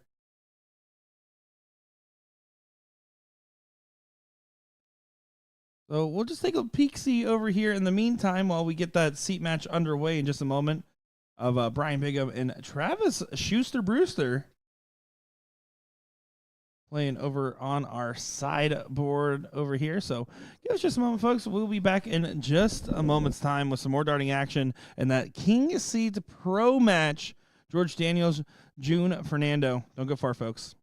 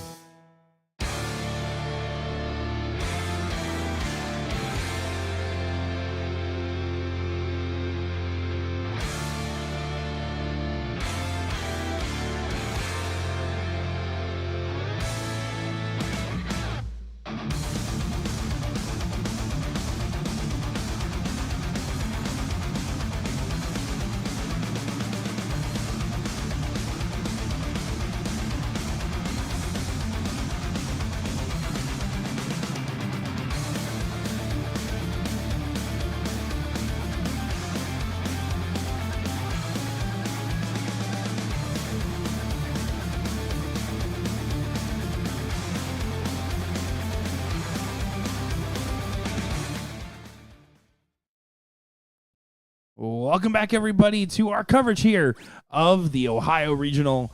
I'm Nick Schutt, joined by Gordon Dixon, and this is our pro singles king seat match, Gordon. We have a good one in front of us. Yeah, we've got the two best players on the day. That's kind of without argument at this stage. These guys in both of their semifinals went 3-0. And now they get to face off. I don't know how many legs has George lost all day? 1, 2? We won 3-0 against Hedrick, lost 1 to Brian Bigham, and won 3-0.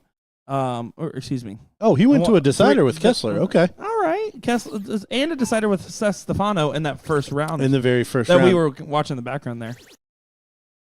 He's had a couple of scares, back to back. Last leg deciders. That's definitely a tough way to start your day, but keeps you warmed up. Yeah, for sure. And he got away with the first leg against Joe Hedrick, missing some darts at a finish. But June putting the pressure on. You see him filling it up. This mid-range finish here, not really been in George's wheelhouse. See him miss 106, 101. Gonna have a crack here. A double 7. Make me a liar.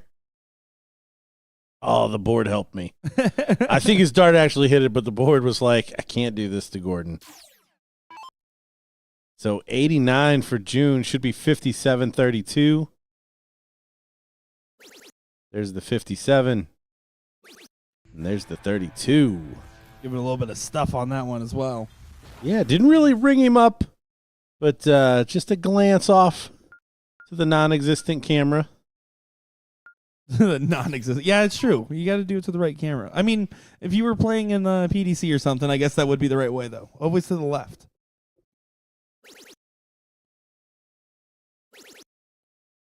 Eric, to answer your question, yes, that is Don McManus playing right now against Wanda in that top 4 matchup on the ladies' side, trying to get to Olivia Terry in that seat match. Here comes the Hurricane. He's going to rock you. June on a mission. If George didn't know who June was, he does now. Good control here from Daniels, though. Able to just go ahead. Only need 2 singles in the 19. Gets it done in 1 dart. Able to pad a little bit extra points.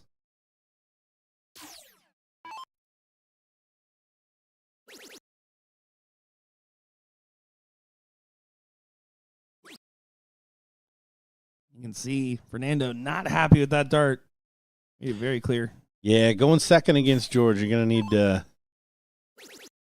a lot, especially George in the 6.5 range right now. Well, Of the Jungle does continue to hold on to his throw pretty well here.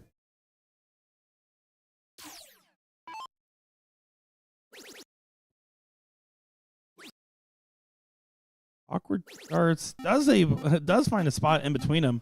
Hard to throw that last dart. A little deceiving. Our camera angle is kind of top down, but you usually don't get a lot of visual coverage or visual availability left. We're trying to throw between 2 darts like that. Doesn't matter though. George Daniels looking composed here. Just nonchalantly shucking them in there. It's actually kind of annoying how effortless it looks right now from Mr. Lights Out in the best possible sense.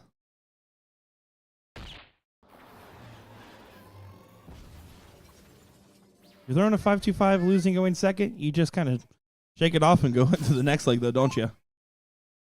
Yeah, not a whole lot you could do with this in that 2-hole.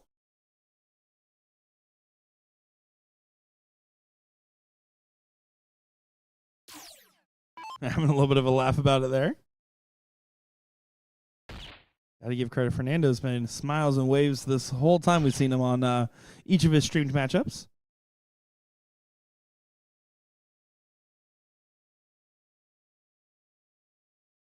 All right, so a bull away, or June will get us started in a 0-1 leg here. This is the seat match. We're playing best 3 out of 5. 0-1 cricket, 0-1 cricket, 0-1. Loser goes first. How good of a start will it be? It's in immediately. That's the switch well. Not too bad of a start there. Again, looking for right around the 100 range on the ends here for our pro bracket. Anything else you hit is extra credit on that assignment.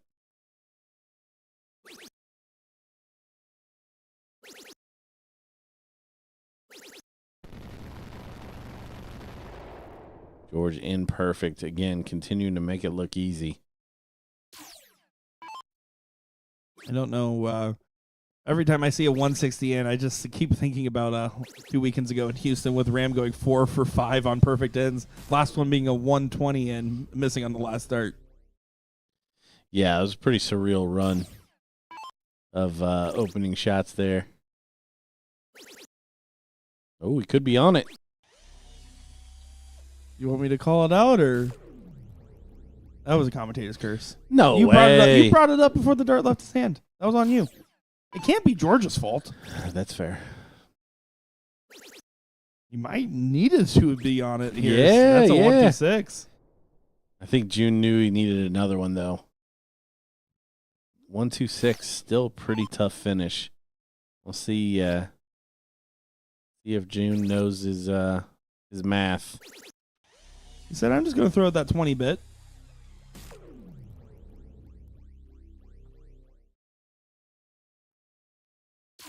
Should be 419s and a double bull. Looks like he's looking up. And now he doesn't have a finish. That's why you don't shoot it like that. Yeah, I don't love that shot selection at all. You got to play for the 419s there to get the shot at the bull.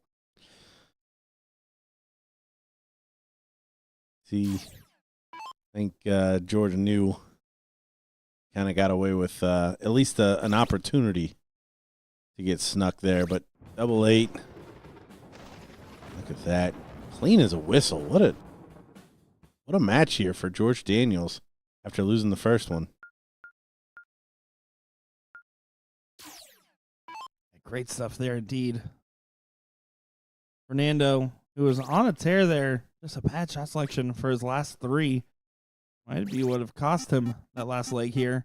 Now he's going against the darts in the matchup, but with the darts in this leg.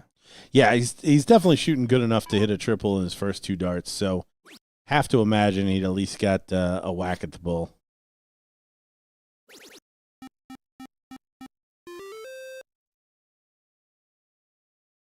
But of course, if he just throws a 7+ in this leg, much like George in the previous cricket leg, he'll be fine.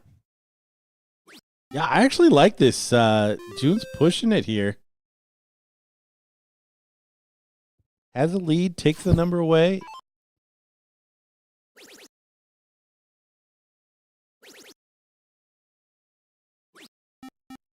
And drags it down a little bit. Yeah, he knows. That was all down to form. He got a little gitchy. Little T-Rex arms on that last one. Bad part about T-Rex arms is they're all extinct. Oh, and another poor board management. Only needed a single 18 to close George out here, and he's going to pay.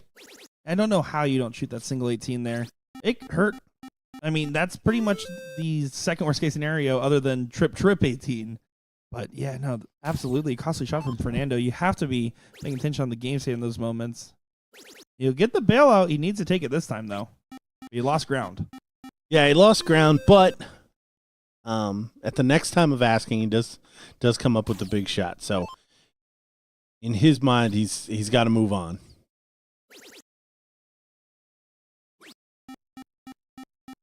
Now it's bare minimum there, right back. George hitting a good 5 mark, but not good enough to tip the needle too much. Only a 5-point separation between the two players. See how aggressive June is now. They're trying to kick it between the uprights. Yeah, only finds a single. Maybe the open bet on the 15. Really a feel shot. George going to let him off. The way George has been playing, you would have expected maybe a a whack over at those 17s. But unable to find the treble in his first 2 darts. June back in it, though. Does he fire over there? Yes, he does. You see the bowling finish with the leg up. Yeah, I was wondering about the composure on that celebratory remark. I think he wanted to give it some stuff. Realized last start was a little bit low. But fire right back for George Daniels. And he's going to miss next door. They're both having a laugh about it.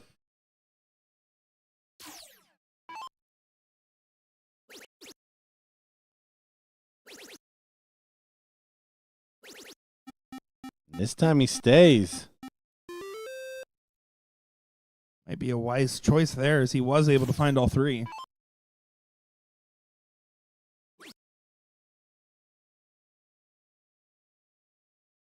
Daniels having a bit of a tough shot there. Yeah, bragging him up. A bit of a stinker here as he averages 5.43. But just not the clinician that we've seen previously. But June closing the corners. Big lead headed into bullseyes. We're looking at probably a decider here in this seat match. I think it's pretty much set to be here, barring a crazy catastrophic miss. Both players, again, throwing well. I guess if you throw a 5.25 against the darts, you're just not going to win a cricket league in this matchup we've seen. Yeah, honestly, it may not even be close. June close it off with the hat trick. And the 0-1 legs, however, have been very, very competitive. June going to show one here for the deciding cork. Decent. 3 holes in. In a bit of a favorable position as well. That's why. You're going to have to force it into the dart and hope you don't deflect the wrong way. George Daniels cuts it to the right-hand side, and Junebug Fernando with the start here.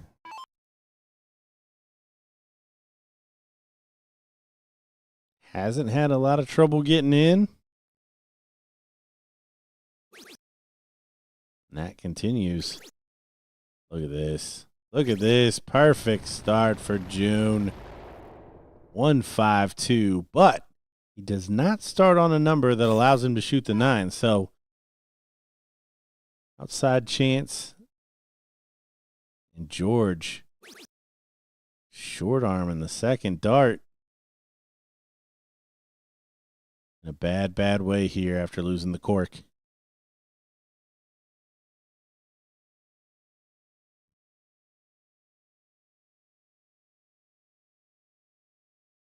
George playing head games. Not pushing the button. Totally not on purpose. Nope, it's on purpose, and he meant it. It worked. Yeah, he's thrown June all off. Now a 180 is back in this match. June going to go set with the fans. I don't know if I could sit down in the middle of a last leg decider of a seat match. I would be walking around trying to think about anything but the fact that I'm in a last leg decider in a seat match. Yeah, June taking the seat match a little too serious. Having a seat. Not at a finish. And frankly, Mr. Daniels not able to leave a finish. So 6 darts from 189. I do like the fact that you mentioned that he was sitting in the seat match. Maybe he's manifesting. Power of positive thinking. If I'm in the chair, I might get the chair. The real trick is to realize there is no chair. The chair was the friends we made along the way. Look at this setup. Look at this setup. Oh, I dislike that board management too. Don't shoot the trip 20 on 72 when you don't have to. I will say, the only time we disagreed with his board management has been his third dart. The first 2 usually are where we expect. Not that that's worth much in the grand scheme. Either case, now needs to get away with it. Has to hit the funny number. Yeah. See how he goes at this. 45, 57. 57-12. Up double 6. There it is. Your seat holder, June Fernando, taking out George Daniels in a decider. And wow, intense stuff there.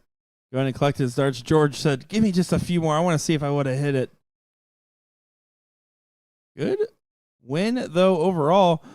Fernando going on the run today, getting that seat position. And now we're going to figure out who does that on the ladies' side. Olivia Terry, Wanda Coons is going to be that matchup. I'm excited to see that one. So don't go far, folks. Those ladies are called up to the board. They should be there in just a moment's time. We'll take a peek over here. Believe in that pro bracket. We're taking a look at Seth Stefano, Joe Hedrick, and a last leg decider here. Be back in just a moment.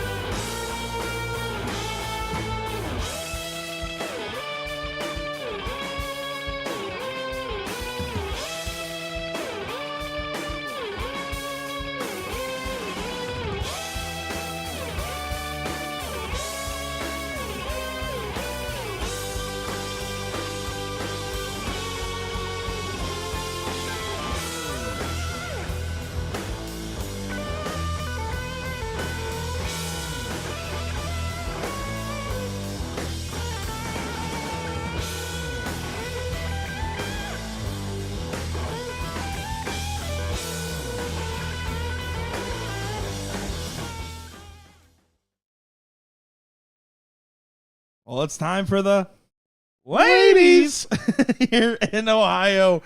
We got Olivia Terry and Wanda Coons in what should be a great matchup here to see who gets to sit in that queen seat to join the likes of Fernando in the king seat, respectively. Looking forward to seeing this one. Yeah, if you'll remember Wanda hanging out behind Olivia during her top 4 match against Lori Simpkins. So definitely some love between these two players. Wanda rooting her on. Well, that's what I love about Wanda, though. She's quick to just support anybody she knows that's throwing at the board. She was actually watching as I was playing Denny Gar and Cody Cottrell and Kayla and that Trips matchup there. She was back there. I was like, Wanda, who are you cheering for? And clearly not for me, but she was very nice about it. So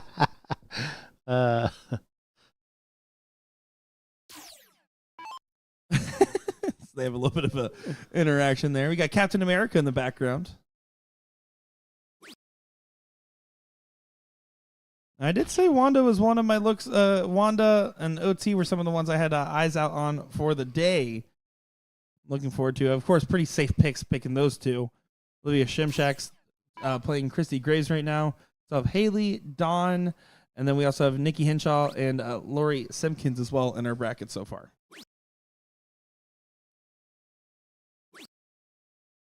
Wanda still not able to find a bull.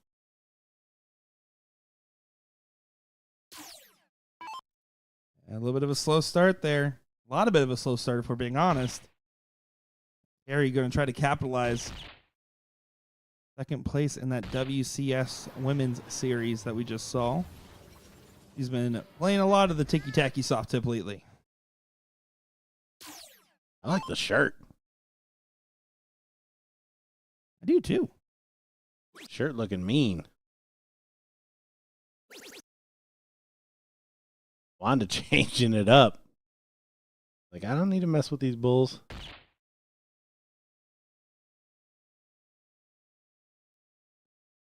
The first time I met Wanda was at the Filthy Assassin Throwdown. It was in the 4-man team event where they were playing team cricket, which is not a traditional style of cricket, by the way. But she was paired up with Garrett Rakowski and the like. And let me tell you, that was a fun team to watch take the board there. And watching Wanda and Garrett's interaction gave me so much life energy. I'll tell you that much.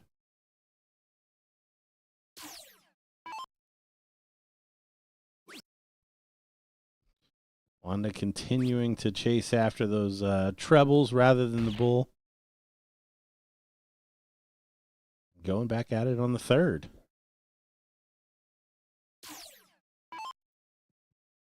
Shanghai here, of course, probably going to go the Bulls route. Don't blame her. Should get a dart. At the bull. Gets it. Nice finish. So we've seen 128 from OT.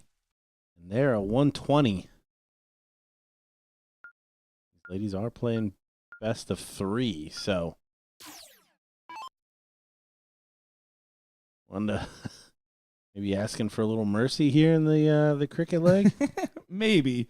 Or rending her with max confidence. I will say Olivia, always impressive on the dartboard ever since I've gotten familiar with her game a couple years ago. I got to ask you, she did play D1 college ball. Do you think that part of that competitive nature is just embedded in her that really helps her excel as a dart player?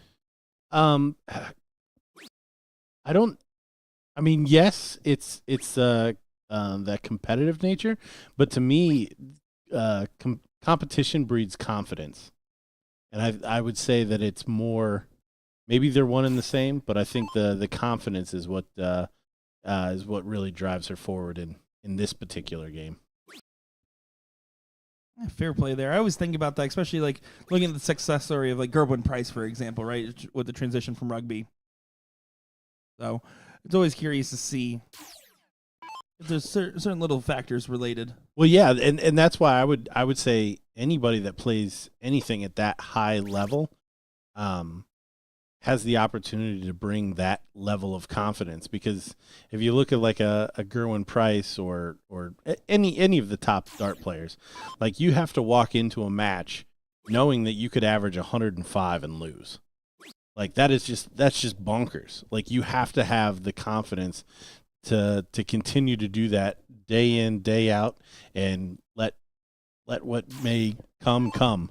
And that's that unshakable confidence, I think, is where all of their kind of superpowers lie. Right now, a little bit of a cold spell from Terry. She is not able to get more than 18 points in this give and go. Wanda should be able to just grab those 18s, and she can honestly move right along the board here. But has to get that close first. Has to get that close first. Now, all of a sudden, a little bit of a hairier turn than intended. Yeah, Wanda talking to herself here. She's not able to find the single, so a bit of a reprieve here.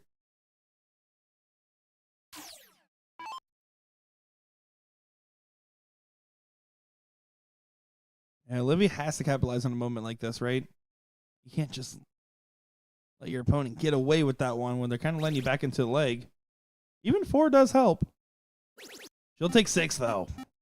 Yeah, great recovery after that first frustrating one on the corner.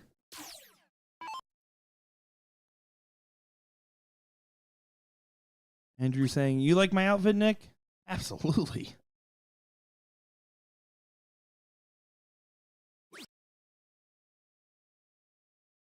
Wanda, a foot off the pedal here in these last couple goes. Yeah, these last 6 darts may have been the difference in this match. This could turn into the decider.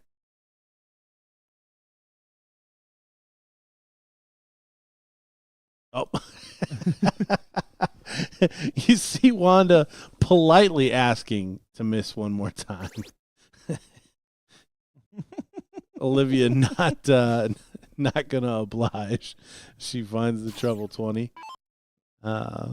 Wanda, both of these girls are some of my favorites in women's darts, but Wanda is just such a funny character. And honestly, she's not showing it in this league as much, but she really is a top tier dart player. When she locks in, she can throw up some incredible numbers.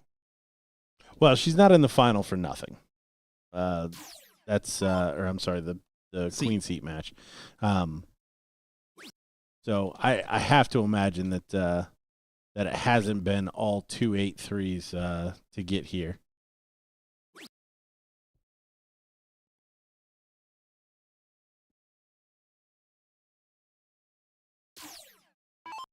Wanda with another opportunity here. I really want to see her, if she finds a trip, grab that 18.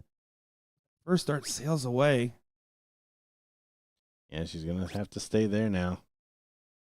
Takes a 4-point lead. Olivia just needs a 3 mark here on the bare minimum. If you hit a single 18, I want you to just grab those 20s.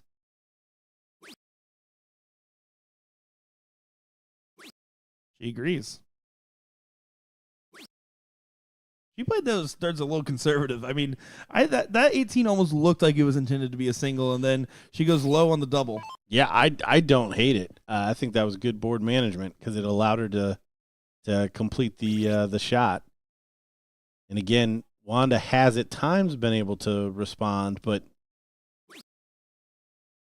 there was no guarantee that she was going to. She was able to close the next number and grab that point lead. But again, now Olivia's fighting 18s against 17s instead of the 20s. Olivia finds that first trip with ease. She's playing this a little aggressive as well, despite the fact that she has the X on her number, but that time pays off, hitting Gordon's favorite, a double in cricket. Yeah, it goes away. That's about all you can say about that. And now Wanda, a little off balance here, wanting to take that 18 away. Took a whack at it, but didn't find it.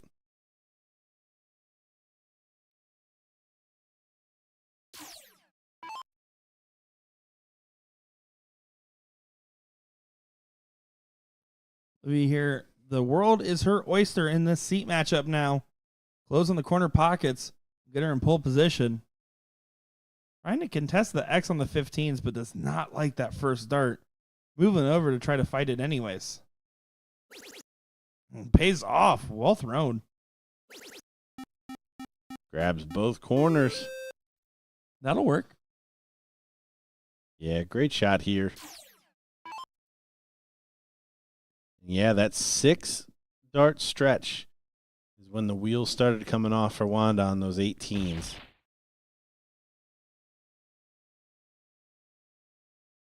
She's left herself way too much to do here.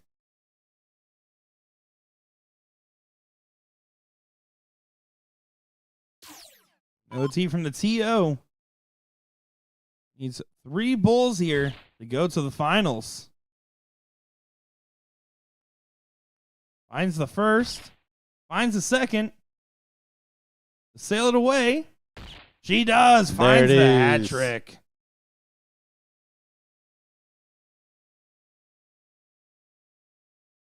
And you can see Wanda quick to give her some love.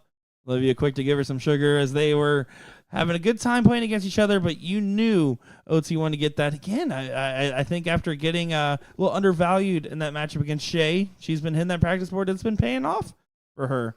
You love to see it. As our next matchup here, 4th place matchup in the pro singles bracket, Seth Stefano versus Brian Bigham. Winner of that will play George Daniels and then go on to play June Fernando in that final. That's your run of the tape, for the pro bracket. On the women's bracket here, they got a little bit of ways to go. Currently playing a matchup back in the 9th through 12th, but they pretty much have a straight path away here. As currently we're seeing who plays Wanda in 3rd and Nikki Henshaw in 4th. So looks like we're getting Brian and Seth to the board right now, so we're not going to waste too much time at all here, as I just gave everyone a little bit of whiplash. My bad. See Seth Stefano. We saw him on the stream earlier. Again, first round loss was to George Daniels in a last leg decider where they both had chances at 10 plus outs in that last leg. Yeah, to lose first round in a 5th leg, pretty tough. But obviously, Seth has done a good job to continue to fight back. Could bring this all the way back to a chance in the final. Certainly would like to, as he almost caught his own dart. That actually does get you, like if we talk about backwards hats giving you a buff, catching your own dart when it bounces out is also worth like a couple points. For sure. That's definitely worth some bonus points. I actually continued that conversation at the WDF event I was just at, where one of the dart players, Leanne Topper, she had a dart tattoo right on her forearm, and I was like, well, if matching shoes and shirt gets you a bonus, having a tattoo of a dart on your throwing arm has to also give you something too.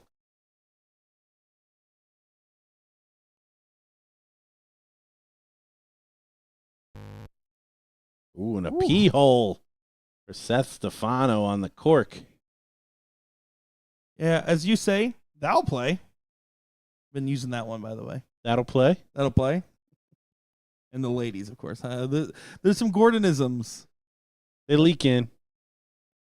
For better or worse. Oh, and everyone's favorite number is the 20. I said that one a couple of times last weekend when we were watching all of our Welsh friends, international friends play cricket for the first time. I can definitely see that.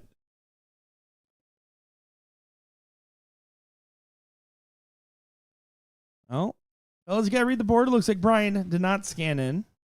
That's what that's telling you. I will say big difference in our regionals. We've talked about this a few times, but the last couple of years now being run on that Tournament King software makes them run pretty quick nowadays, especially compared to some of the years past where, let's be honest, we didn't have the best reputation for running very fast tournaments. Don't tell them I said that. I need the job. Yeah, no, I think the automated system is definitely, without a doubt, added to that. I think online registration, and I think just an overall culture change in expectations when we're here at the live events is all started to play a part in that.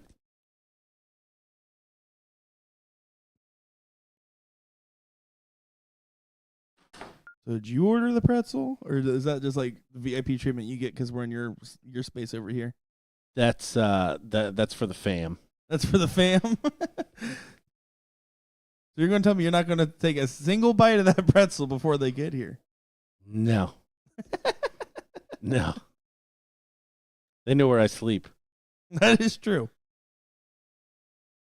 Well, here we go. Should be good to go. I don't know why they took a couple extra warm-up darts there after the diddle, but now we're ready to go. Welcome back, everybody. This is the 4th place match. Seth, Stefano, Brian, and Bigham going on here to play George Daniels in the next one. Goes back to that race to 2 format in the loser bracket here. So strap in. It's going to be a quick one.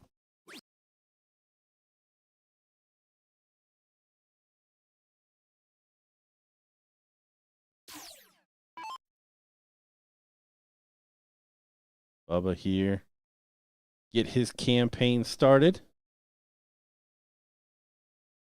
Bubba, one of the victims, I believe, of George Daniels on his run to the seat match. We talked about Seth's first round match against George Daniels as well, but after that he had a bye and then played against Patrick Attea, which I got to call with my dad over here on the stream, and not proverbial dad. I had to call you as well. And then afterwards, besting Trevor Sellers, who was on great form up until that point. And then after that, Jason Seeger and Joe Hedrick to get to this point.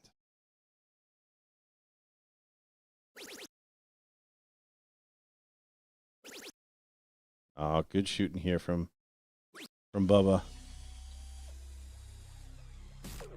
Staying within touching distance. Important setup shots here coming in for both these guys. That is lighting up that 20 bed pretty well there. Mine's 140 to fall the 180. Sitting on 101 after 9. Bigham going to have to just try to play for a 12 darter of his own. Yeah, some options here if doesn't find the first 2. Gotta find at least one of the first 2. Could have went to Bull for 105 to leave 167, but no option now. It's gonna have to fade at least 6 darts here from Shiesty Boy. One more time. Shiesty Boy. Perfect. Double 12 it is for Shiesty Boy, as he does find the 12 darter. I don't have the same inflection you do. Not many do. Nick, remember to clip that out. I need that for my new text message tone for when you text me. Well, this is over on the loser side. These are 2 out of 3 matches. So keep that in mind. Much different going down 1-0 in this. Brian opening with 7.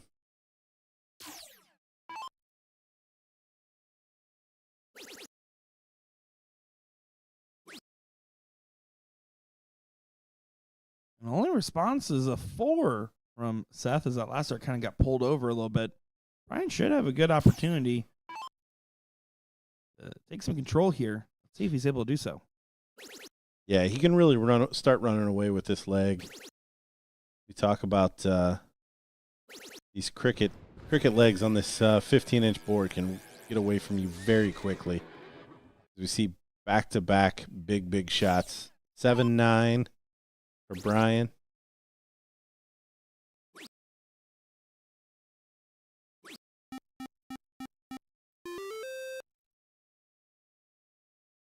Brian's looking top of form here. Was looking really solid up until those last 3 darts in the 0-1 leg. But again, he played against a 12 darter that was going first. He would have had to hit perfection if he wanted to change that story anyways. So no harm, no foul. Absolutely doing well. He shifted the whole board over trying to shoot that 16. Looks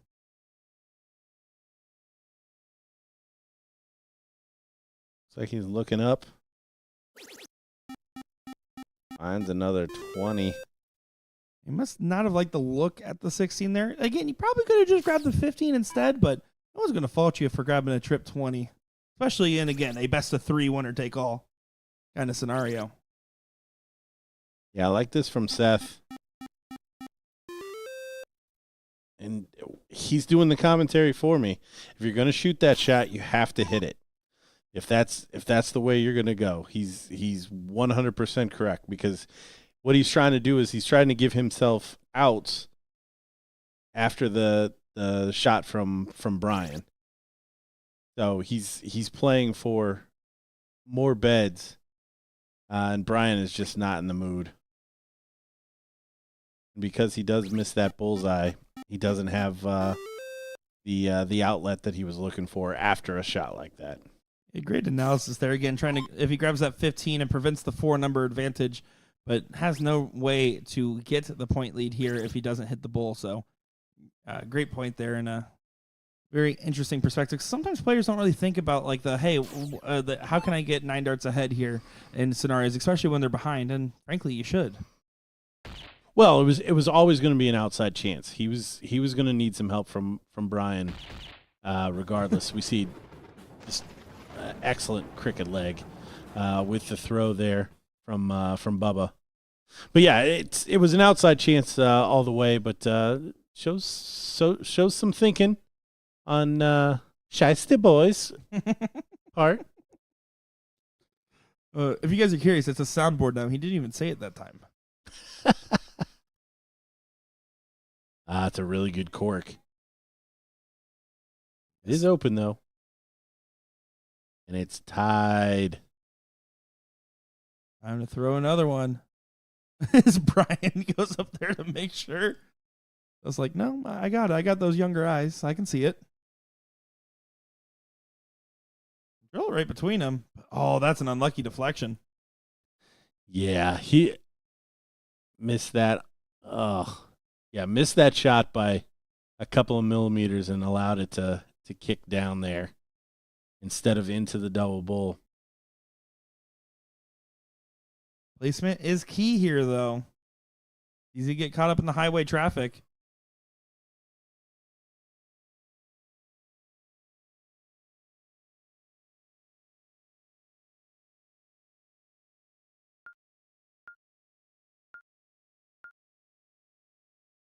And it looks like Seth did get the start there.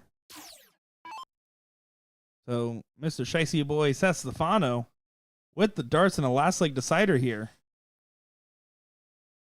Gordon, I'm proud you didn't take a bite of the pretzel. I thought for sure you were going to. Yep, nope. I know better. I almost did.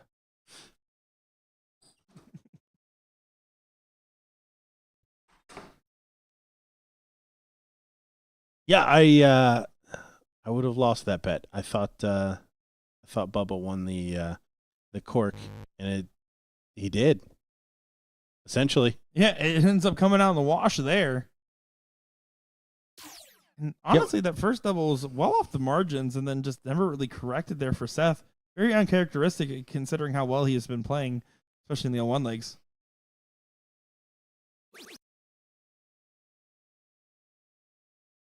Yeah, Bubba missing the intended target, but he's not going to give it back. A double's a double. I don't care if I hit a double one going for double 20. If I'm in, I'm in. Now going out, on the other hand, I do care a little bit more. That's going to correct pretty well here, it seems. Yeah, big shot there. Does the most. You see Brian give him a little love. Wipes his hands off. He doesn't want any Seth juice on him.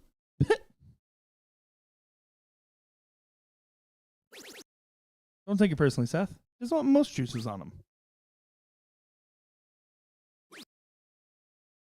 Only one big triple. A little bit of a hand back over to Seth. He needs to collect on a big shot and hope for another lax turn from Brian.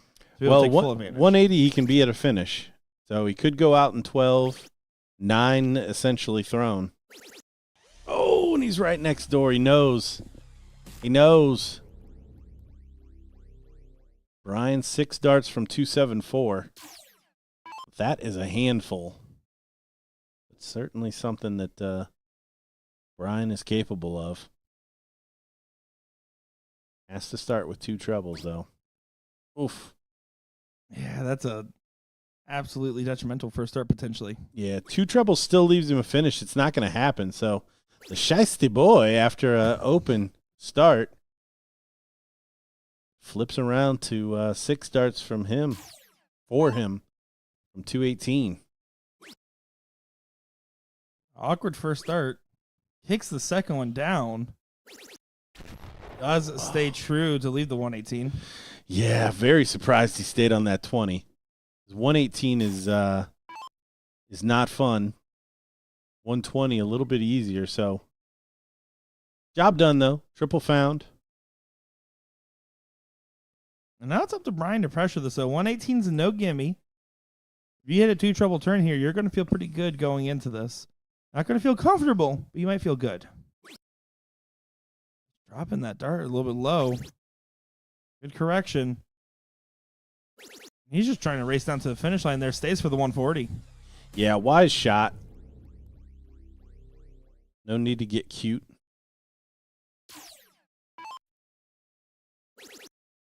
Although this will be a dart. He's going to get a whack. Double top. Oh, and it doesn't register. Oh, very, very frustrating moment. Yeah, I think Brian's reaction says he thought that probably was a little closer than not registering. But 53 take this match. Oh, and he's only going to get a dart. Oh, so frustrating. You have to recollect here, though. 9 or 17.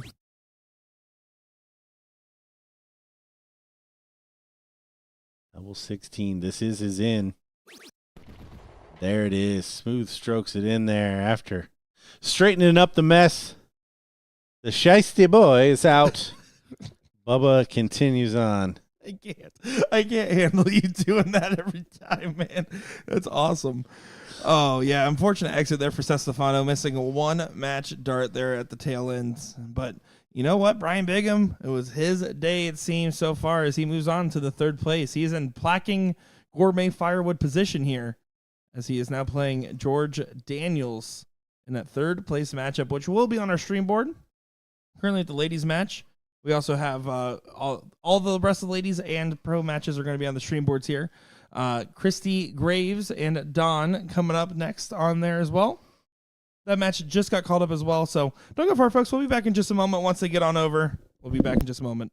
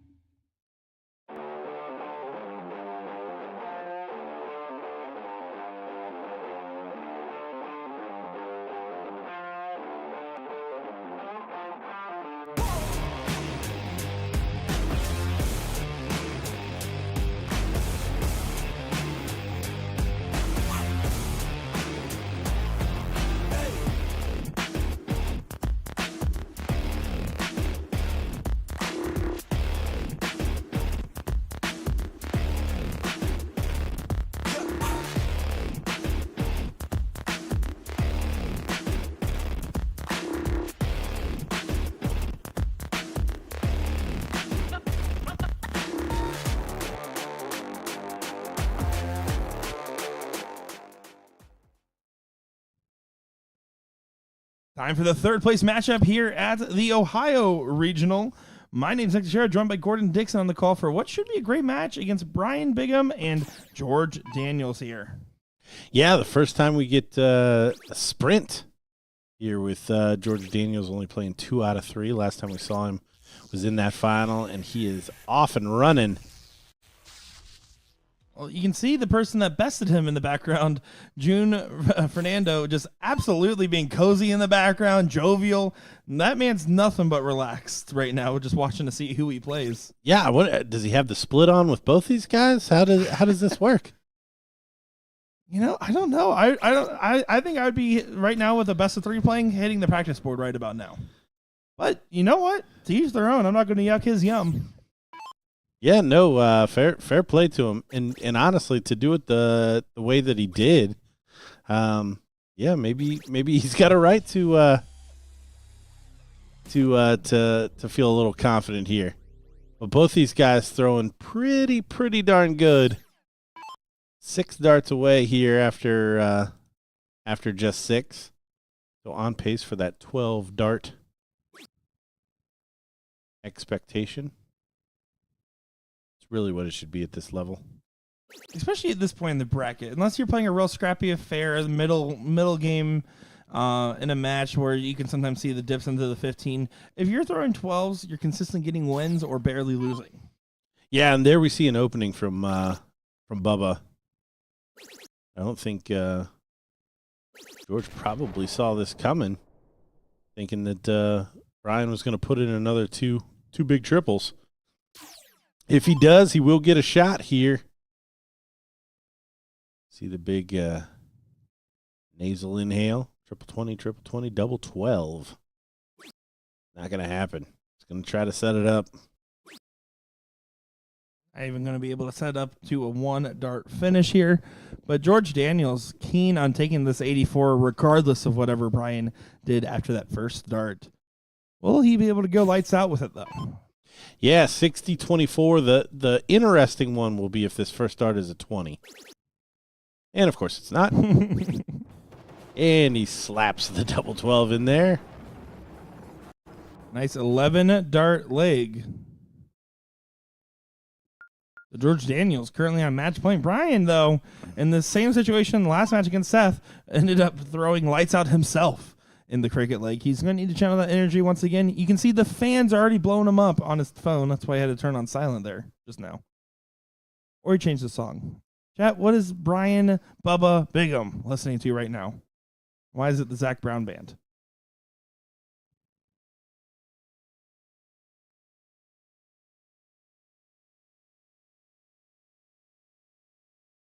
First start well away from that triple 20. You can see he decided to back off the line to recollect. I'm normally not a fan of breaking your own pace, except when it's definitely outside the margins like that first one was. Big last. To come away with that with a big treble is a big step forward here. Probably still going to pay for it, but not nearly what he could have. As George just nonchalantly chucks in a 9, onward and upward. George just always a competitor. Any tournament we see him at, I believe last weekend he was in the Las Vegas Open. So seeing him anywhere, he just always plays to win, and not like many players don't, but he has a certain chip on his shoulder about the way he approaches the game. And I'm here for every bit of it. He's always fierce when he's playing.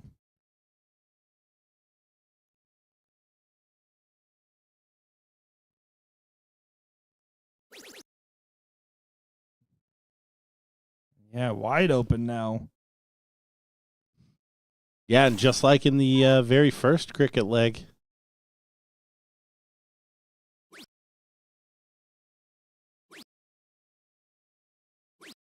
We saw George against June run down the board. Not gonna happen here. I'm kind of taken back. I'm very surprised that he left this shot for him. This can put Brian back in the driver's seat. He wants to return the center of the 9 mark from earlier in this leg. He has an opportunity to do so. Looking up for it. No. Yes. I was looking at the wrong number. Were you looking at the 18? I was looking at the 18. My bad. Sorry, guys. First time commentator, long time listener.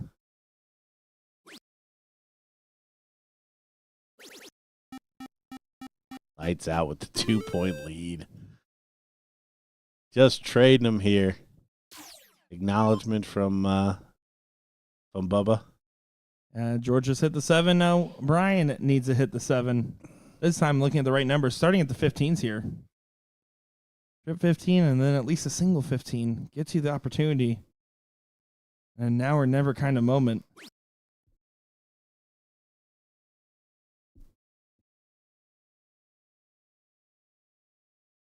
Oh, he looks frustrated, and he was about to say some expletives as he knows how important that dart is, even if he trips this last one. And he doesn't. Wow. Yeah, sailed the third one. And that will just about do it. These cricket legs on this 15-inch board, so tough.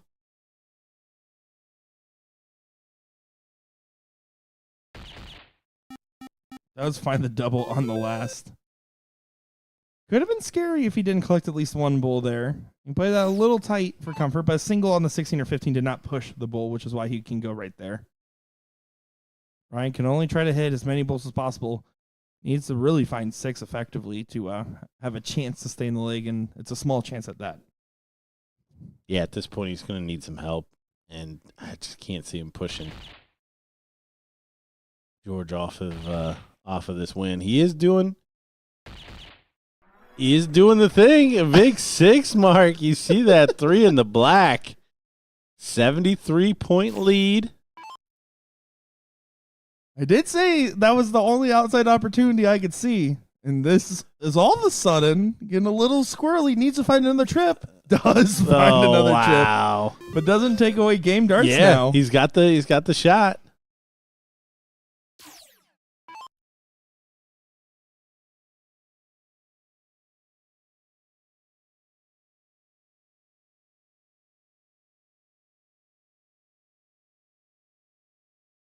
Taking a moment. Maybe a little bit of adrenaline from that 6 bull. Yeah, coming off the 3 in the black. Doesn't even need to do that again. Just needs to find a single, and the shot is on. Oh, and he drops it low. You find 6 bulls and then miss outside on the next dart.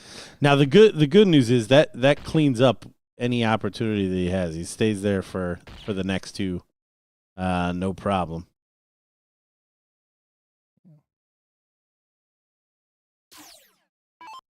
$27-point deficit now. Does get that was a little bit of a scare, but George Daniels does remain victorious there. As we will get that final come up here in just moments time. But of course, we'll take a look over here at the ladies matchup here, as this is going to be, I believe, in game 1, Chrissy Graves versus Dawn. Chrissy currently has a 1-leg advantage and about to win this one 2 straight as if she hits the 3 bulls.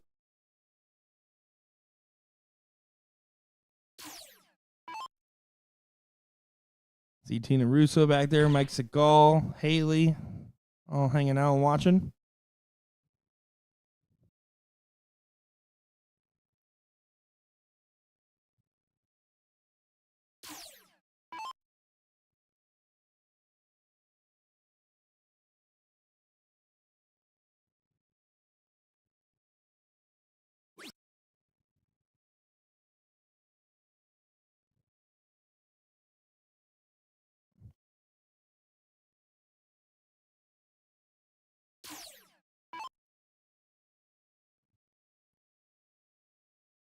We'll say it is also interesting as Chrissy does get that one done 2-0 in this matchup here. That Fernando's just now making it to the board through the practice starts. He was a very content fan. He was. Watching George and Bubba knock each other around a little bit there. Alrighty, guys. Well, it'll be time for that finals in just a moment here. That is going to be Fernando taking up Daniels. We'll be back in just a moment for those darts and those tough dart players. Don't go far, folks. I'm Nick Scher, joined by Gordon Dixon. We'll be right back.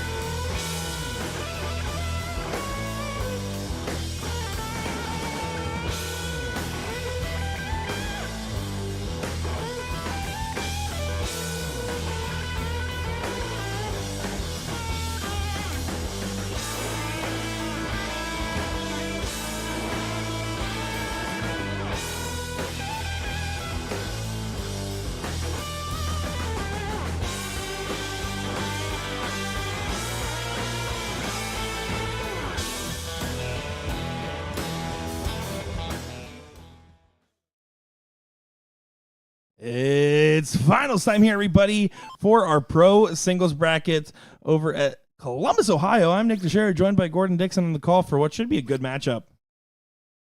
Yeah, excited to see this one. June.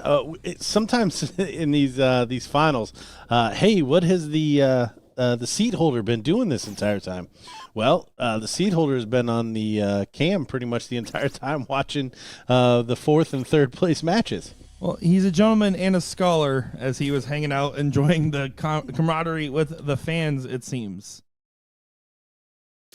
Bold move, Cotton. It might just pay off. Well, honestly, he hasn't missed a step. He's right back in that treble 20, just as when he left. This is a rematch of the seat match between George Daniels and June Fernando.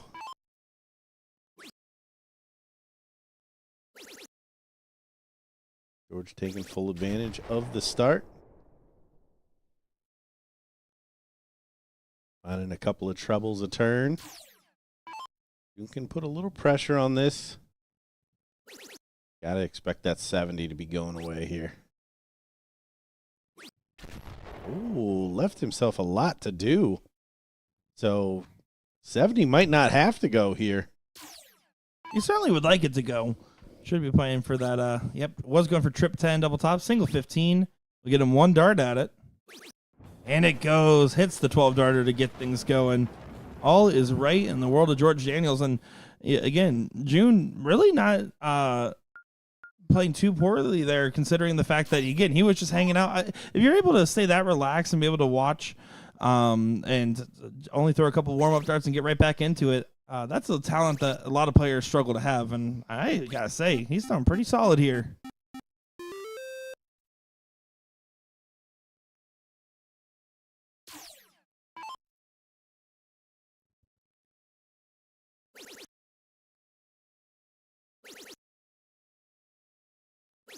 Yeah, what a follow by George. June's going to want to come back in here pretty strong. Well thrown second dart stacks up and just pulls a little bit to the right. He definitely doesn't look like he's fallen off at all from his seat match performance. But George, that third place match treated him well for the most part. Back to back. Oh. Adding that to your jinx counter. Although I think he already threw the last dart out of his hand when he said it. I appreciate all this power you believe I have. I think very highly of you. Oh, see the frustration. Does he take a shot? He does. Not going to find it, though. If George continues the two trebles to start each turn, could be painful. Oh, my. June going to skate here. Only a single mark from George Daniels. So after a little bit of a shaky exchange, June's going to have the opportunity. Oh, I hate this. Does find it with the last dart. If you're going to do it, you better hit it. It is what it is. You have to have your Mystic Eye opened up and know that that last dart was going to be a trip of the 19 for that shot to pay off in any way, shape, or form. But it did. Yeah, and George not happy. Back-to-back suspect turns. One of them was a 1 mark. One of them was a 4 mark. So we know the standard that we're expecting out of George here.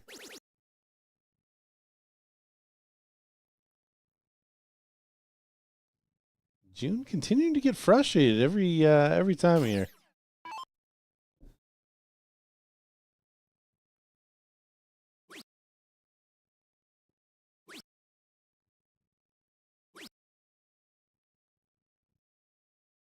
George can't believe it. Only 3.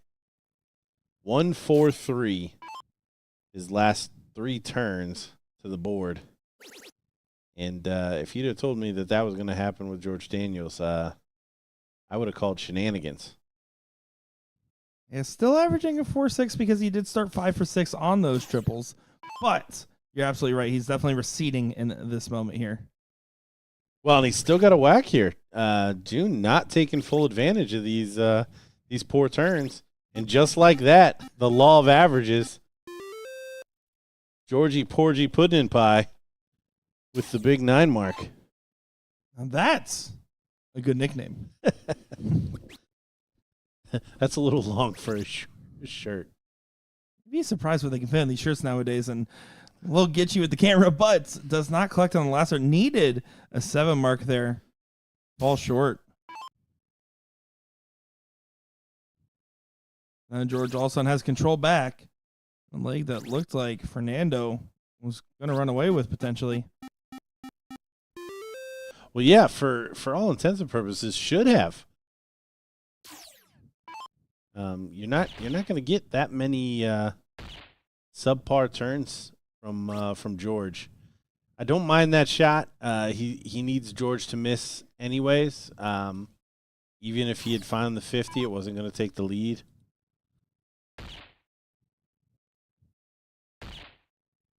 One more bowl. Closes it up, and there it is. 2-0 lead. We are back to 3 out of 5 in this final. But George, one leg away now from taking this to a deciding set. I can't remember. Was it off camera? You asked if this was a double dip? I did ask that off camera. I was trying to see a little bit inside the mind there of Gordon. Yeah, I think I said yes. You did.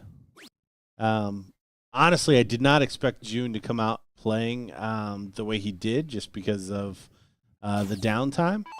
But honestly, he's been putting in some pressure situations and not responded, even though the play has been fairly consistent since we last saw him in that seat match. It wasn't a terribly long sit. The bracket's been running really smooth. And this is the finals.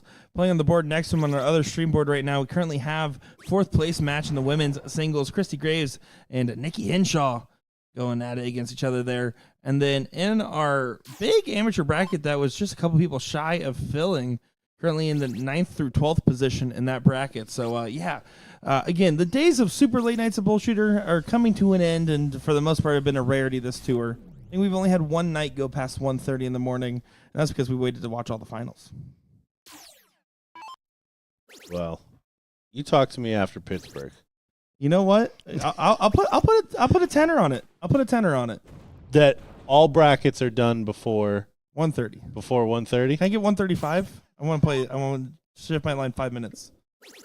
10 Monopoly dollars for anybody listening in chat. 10 real dollars for us too. 10 spotter.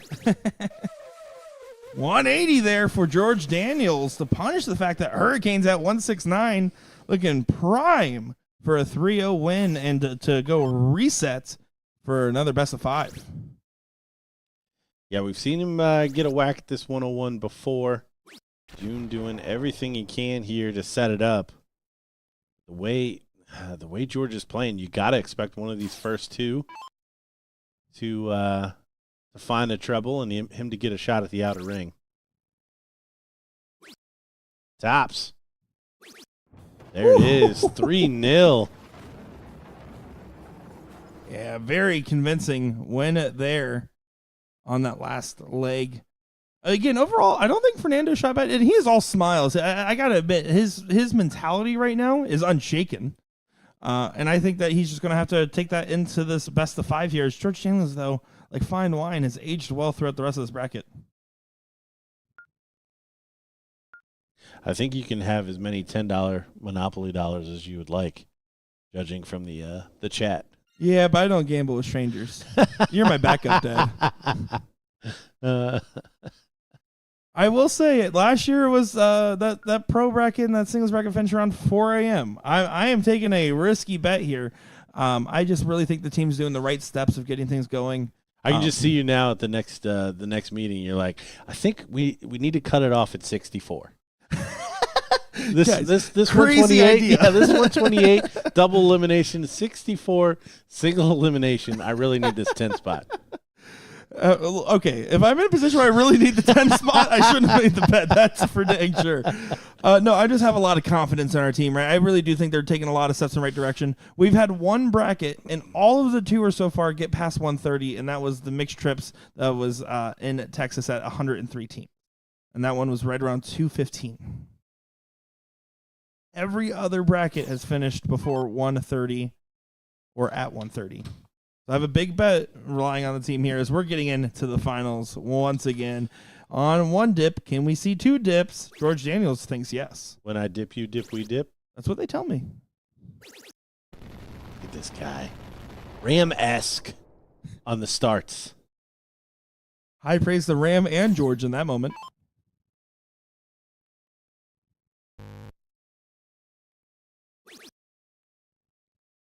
June loses the first set 3-0. And then losing the cork. So he needs to stop the rot very quickly here. Or the man they call lights out. Could turn the lights out on June in double quick time.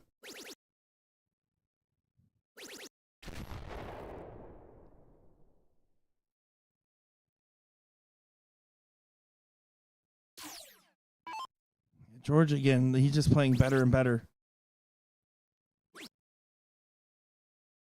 Really impressed with just how much he continues to improve his game as he plays every match on the stream. One of those things where you just know he's feeling very comfortable right now. Nothing's really breaking his stride either. I mean, that's 5 straight legs for him after his loss in the seat match.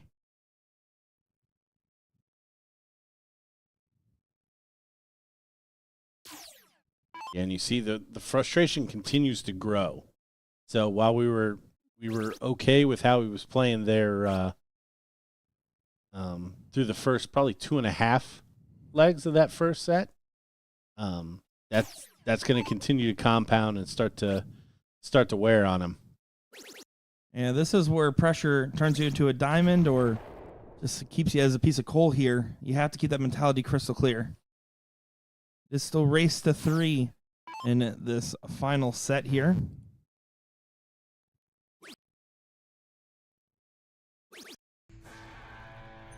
That is now 6 straight legs for George Daniels, factoring in his 3rd place match as well. Looking really good. Yeah, and this is a must-win leg as far as I'm concerned for June. Going from having the seat to now down a leg in the deciding set. And again, that would have been 7 at least the last time they met, and I think how we started the second leg of the first set. George just replied with a 9.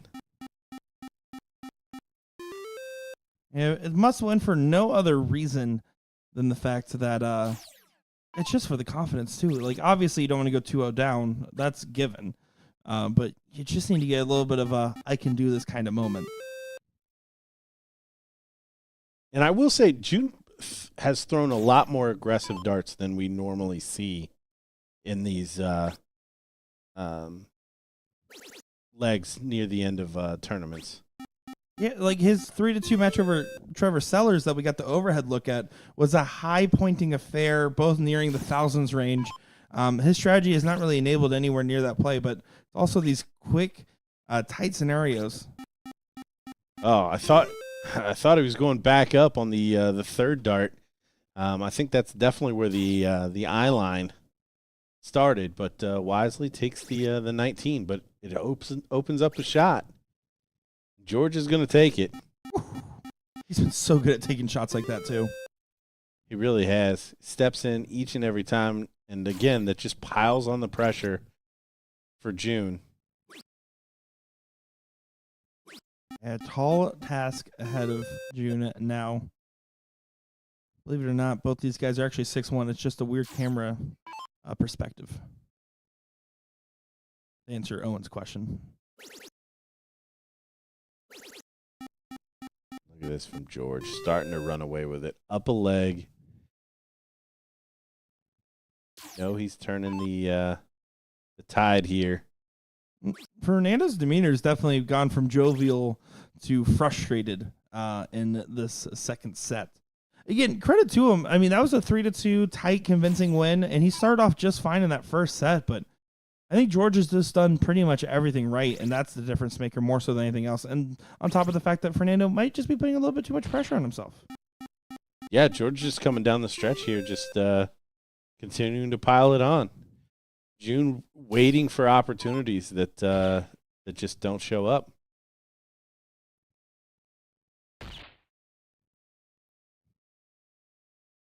Takes a couple risky, aggressive darts at the beginning of the leg. George makes him pay and cleans it up. George thinks it's over. So Yeah. does Fernando. Yeah, It is not over. It's not over, fellas. It's not over. And that could be a costly adrenaline dump. Guys, hit the button so you know it's not over. Don't make me run out there. You're going to have to run out I'm there. going to have to run out there.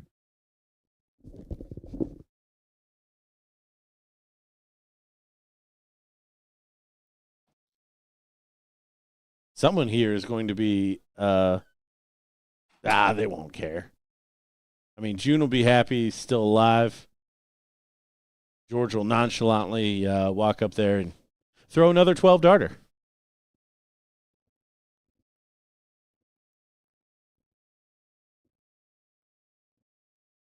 Both off camera now, going over to get their gourmet firewood.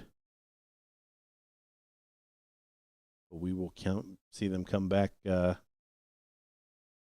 into the stream here very shortly.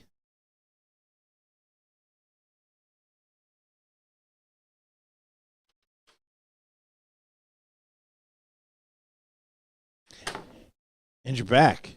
Did you actually speak to them? Because they haven't walked all the way over there just yet. Yeah, no, I just talked to George. They're trying to find June there, and he's just now walking up. It is a little unique that the format doesn't revert to the same as the losers bracket here for a BullShooter tour, so they were a little shocked at that one, but they're just going to go ahead and get right back into it. Now, does he remember that it's a double start? He does. Now, that would be a goldfish memory for sure, as June does not capitalize on the adrenaline dump of that situation. Yeah, no, I think he was a victim of it. And I don't think you were in here yet, but I was just like, yeah, George will saunter back over and throw another 12-darter.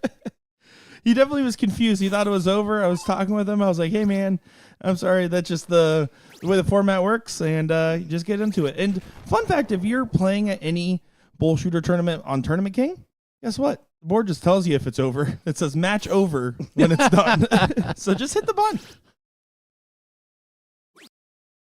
Those pesky soft tip boards. Doing all the work. They even let you know the format. Ridiculous. It's funny. This is a long time ago, and it was in a steel bar, but they had the little things on the wall, and this was long before Dart Connect. This was long before any of that stuff. You had to put in a quarter apiece, and it would keep track. It would keep track of 2 out of 3 cricket. And I was playing in a singles event, and the guy won the second leg after I won the first leg, and was going to turn in his ticket. And honestly, I think I would have had to fight the guy if that little box thing didn't exist, because I kept telling him, I was like, dude, that was only the second leg. And they were good matches. Don't get me wrong. They were long. Yeah. And I was like, and strangely enough, like, I can prove it to you. Like, I'm going to go push this button. And it's going to say. And this board is going to reset, and we're not going to have to put any quarters in it. And sure enough, it did. And his head was gone. Yeah, his head was gone. it's so hard to kind of get back into it once you think a match is over. If you're the player that thought you won, if you're the player that thought you lost, well, it's really easy to kind of get back on the gas pedal because you're playing with house money at that point. Don't love the 18s look here on starting at 90. You need to hit at least 2 single 20s for the bull. This is a big, risky, must-find trip now. Double 18, double 18. Oh, double 6. There it is. Reels back a leg. Wait a second, folks. But the kiss of death had already happened. It was 2-0. So George is going to get to start this cricket leg without a cork to take it home. Yeah, it's still ball is in his court. He just needs to make sure to do a quick mental tune-up, and he seems to have done so and is going to try to start off with some excellence.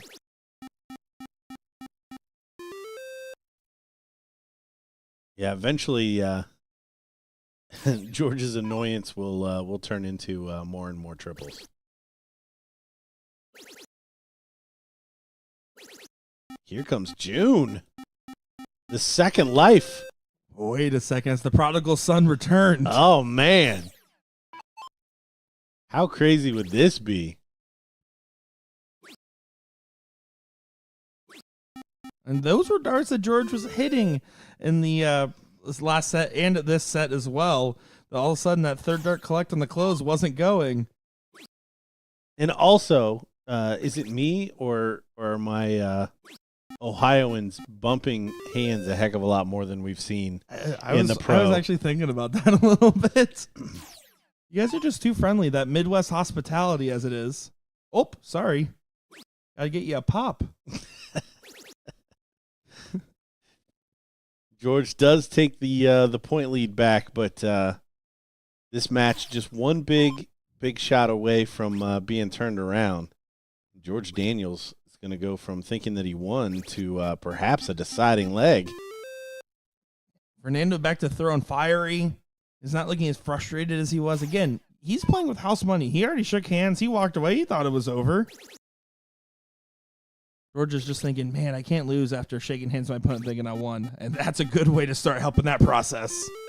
Yeah, the dude, when he looks so likely when that first dart goes in. You're like, oh, you're just going to chuck the rest of these in, aren't you? Like, He lights out as he does throw, just unconscious at times, it seems. You can definitely just tell with his style of throw and everything, too, though. There isn't much thought to it. That is pretty much all just natural feel and good mechanics. Yeah, and a 97-point lead now for the man going first.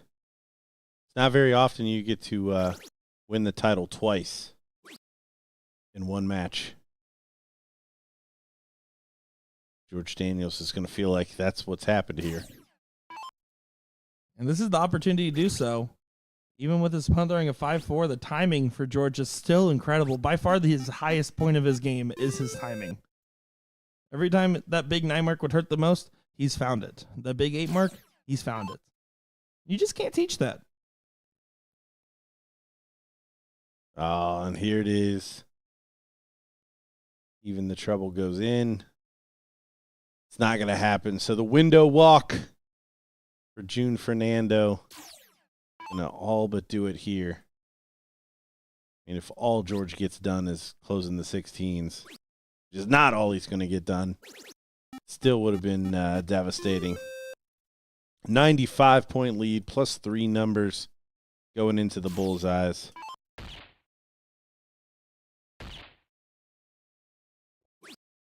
And throwing the last 3 darts potentially of his tournament run. The results may not have changed after all. George Daniels to finish the win for the second time, as you said. One more will do it. And gets it done there. This time for real, tapping up with each other. And he's like, hey, are we still done? He's looking over at the LJ, the tournament director, to the side there saying, are we done now? Is that what you want? Are you entertained? Oh, I love it. Guys, I have to say, though, I do want to put a retraction. They're not both 6'1". Oh. They're both 5'8" with a funny camera? Yeah, give or take. Well, coming up next, third place match of the women's singles. Nikki Henshaw, Wanda Kuntz on our stream board there. And then I believe after that, we'll get the finals of the women, and then should be around time for that 4th or 5th, 6th position match in that non-pro, basically full bracket there.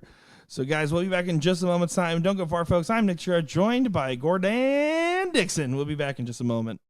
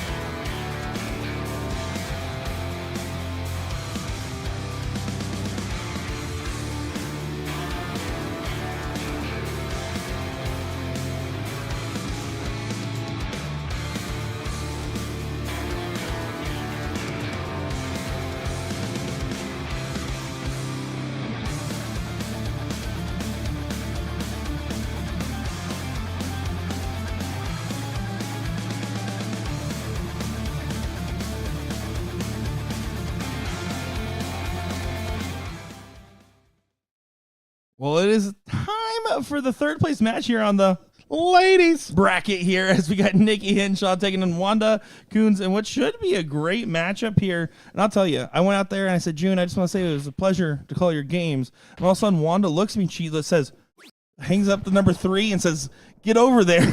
She told me it was time to go back to commentate. That is exactly what happened. So I love the fire. I love Wanda so much. And I love Nikki Henshaw. Some filthy assassin dart players playing against each other here.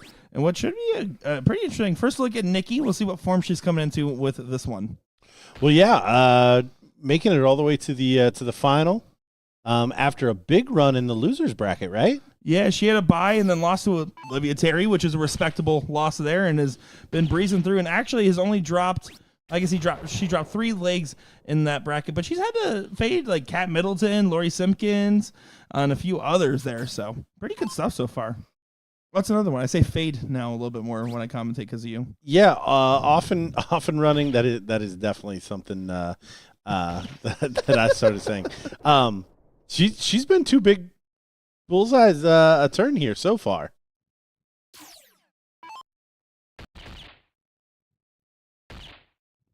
It's gonna continue.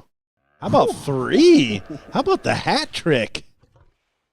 And Nikki, a tough dart player. I've been watching her more and more as of late.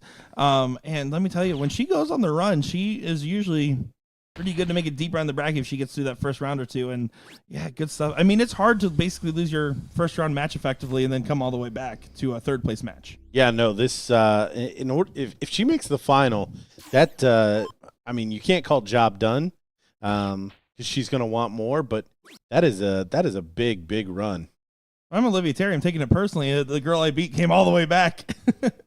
I thought I was done with you. Nikki on setup duty does leave the bull for the return. 1-8-3 for Wanda, though. Still can't believe she yelled at me up there. That was crazy. No, she's directing traffic. I like it. And another bull, little pressure on this 50.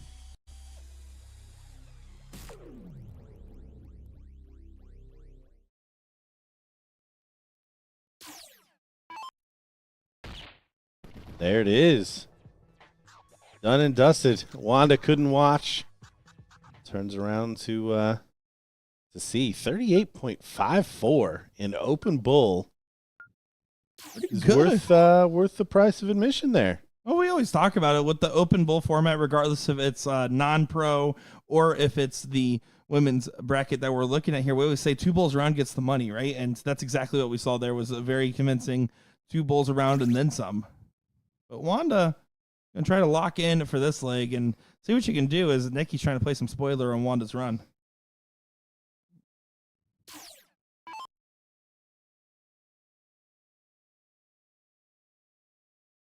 Whenever I see Nikki, sir, I always notice how low she brings that dart up. I mean, it's pretty much right at the middle of her neck is where that dart kind of ends on the pullback.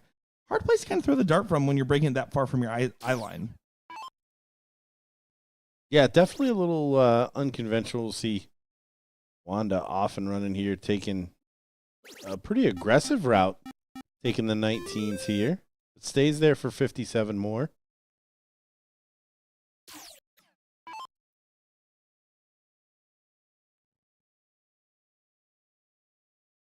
Are you feeling the frustrations not finding the 18s?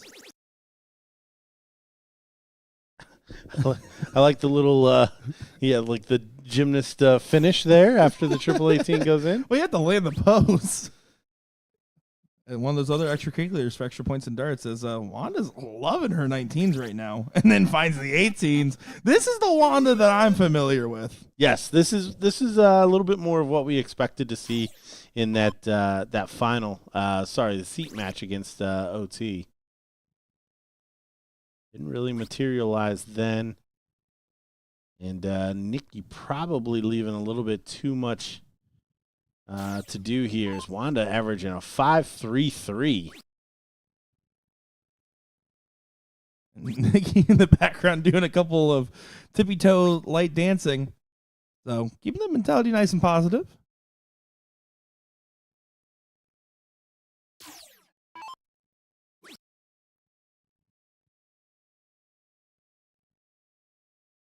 and isn't able to collect too much there. Just the 1 mark on the turn. Yeah, a little unlucky there. I think that first start dragged both of them down. And I'd just like to point out, as you look over at your losing bet for next week, it is midnight, and I don't think the amateur bracket today is going to be done by 1:30. Well, good thing I didn't bet on today. I will say they're currently playing 5th, 6th, and a 7th, 8th right now. Okay. There's a timeline. It's best of 3s with Okay. 0-1 and cricket. Do we have a full bracket? Do we have a full 128? It was just shy of full. I think it was 117. It was pretty close. Okay. Let's see. 117. I didn't remember that. So 11 shy of a full bracket. I would say it's a fair representation of one of the 3 bracket sizes. Mm-hmm. Don't you worry. Worst case scenario, I've been wrong talking with you plenty of times. This time I just have to lose 10 bones. But Wanda, 3 bulls. For leg number 2 here in a 1-1 affair. Yeah, take us to a decider. Doesn't really need to do it here. Grabs another 19 points. Average definitely come off the top, but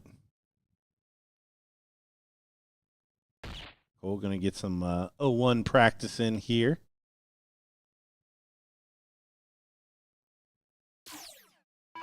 Three bulls for Wanda. Again, to send us to that decider. Says, come on, Wanda.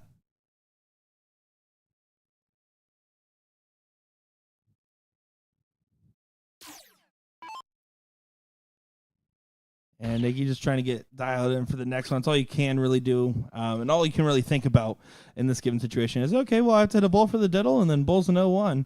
Let's just try to get comfortable throwing all the bulls.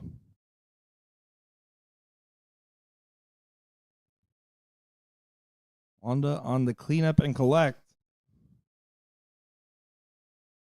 Says, come on, Wanda. Those bulls are still evading her here. Walking on Sunshine, Nikki Henshaw as to a 3-number situation. So 4 bulls is the tie, so it needs 5 bulls. Jamie check away. We've seen our first women's match have a similar tale of, are you going to hit the 3 bulls or not kind of scenario. Yeah, that was Courtney and Nina. And there it is. I like that she threw the 19 there just in case, and then goes up and nails it anyways as they're having a little bit of a laugh about it. So Court coming in here for the deciding leg of 0-1. Solid diddle there from Henshaw. Keeping her energy level going. Yeah, honestly,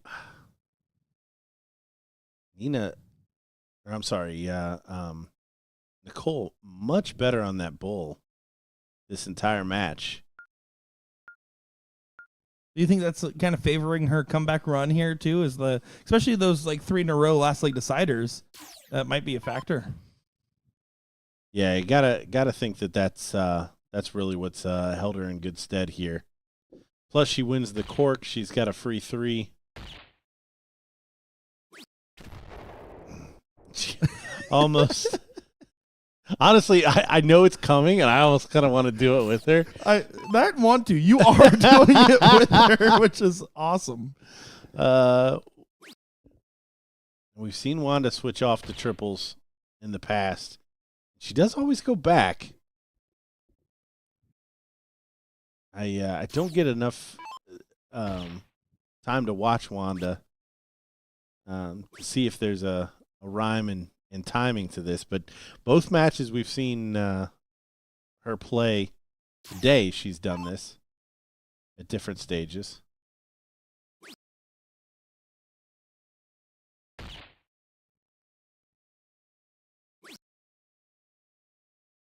Bull and 2 good fallouts. Oh, I think Nikki saw it. Should have been 2 20s. Gave her a 17. Juana's like, I don't care about those 3 points.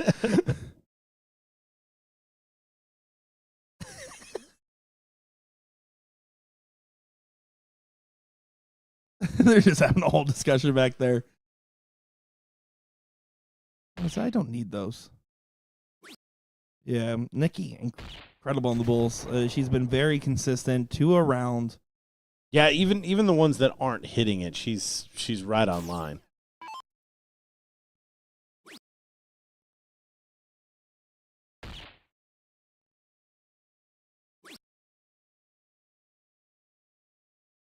Snarl from Wanda there.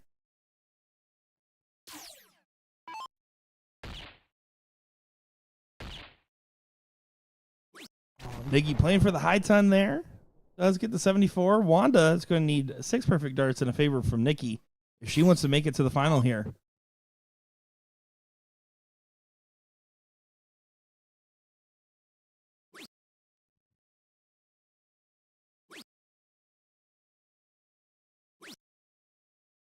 Not going to do so. So now it's Nikki's to lose in this ladies matchup. Yeah, we'll see how she shoots this. Bull 24. It is. Big 12. There it is. Clean as a whistle. Nikki Henshaw takes out Wanda Coots third leg decider. She is headed to the finals. Take on OT, Olivia Terry. OT from the TO. I've been saying to Olivia ever since they started calling her OT from the TO is to just go by Overtime Terry. It's a double entendre with the OT then. But no one ever listens to me. But we will all be listening to this great final here from Olivia Terry and Nikki Henshaw in just a moment's time. They are already called up to the board, and I know Olivia's just a couple boards down throwing some warm-up darts, so this will not take long at all. So we're going to get this ladies final, and then we should be on to the third place and final of that amateur bracket. We'll be back in just a moment's time, folks. Projected landing time of 1:30 a.m. See you in just a moment.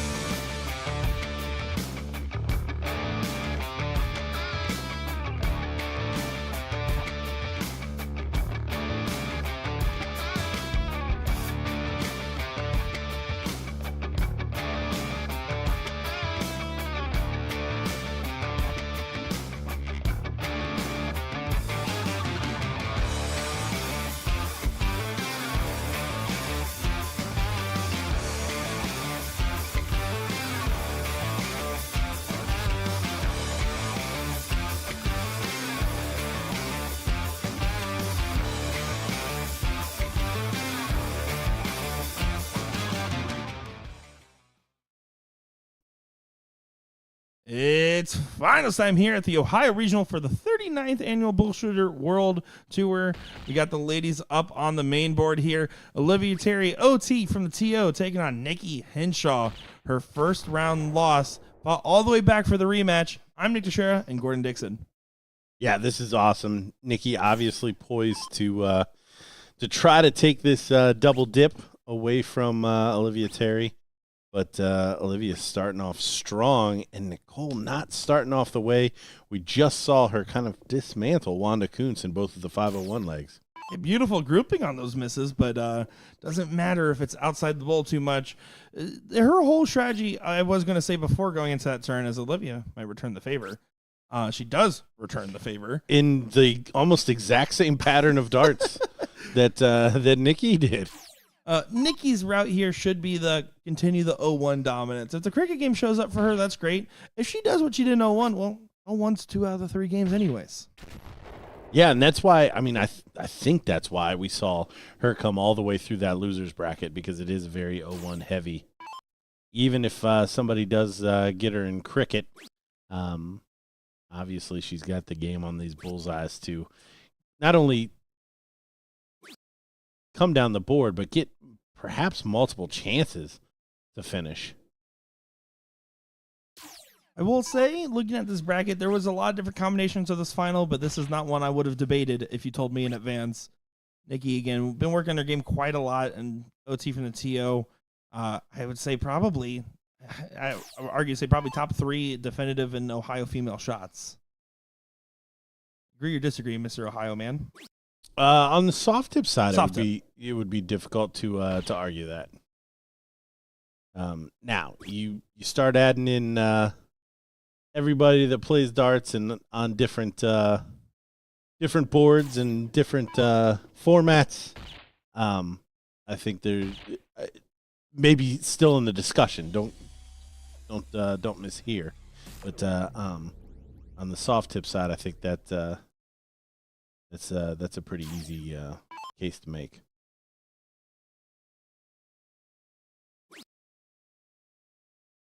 Couple of bowls still leaves her pretty clean. Oh, and that one got away from her.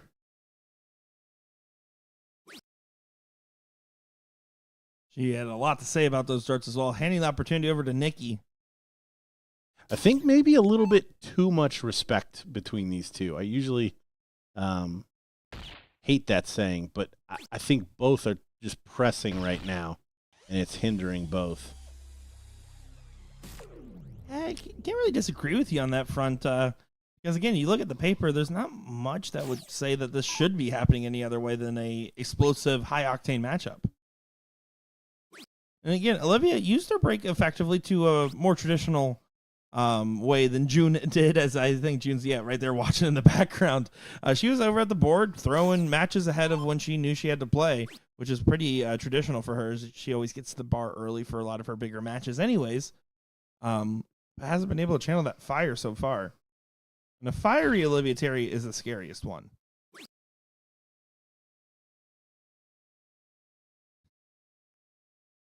$14 to do when she comes back.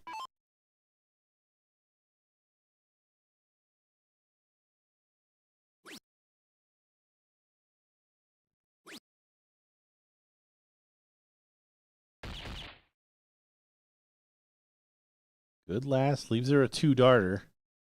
Hard to bust 14, though, as long as you don't pull left or right. That was left. And that was left. So 2-darter here can still stay on the bull.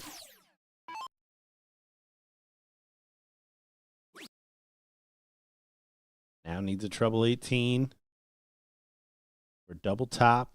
Trip 20 for double 17. Oh, she finds it. Double top. Oh, and she's outside. And that one, I have to say, I think was legitimately pretty far outside. Yeah, sailed it just a little bit on what was otherwise a decent recollect.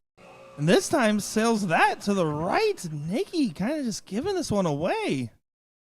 Yeah, this is one of those times where maybe being on that bigger number is actually going to be work in her stead. She can miss left, right, up, and down.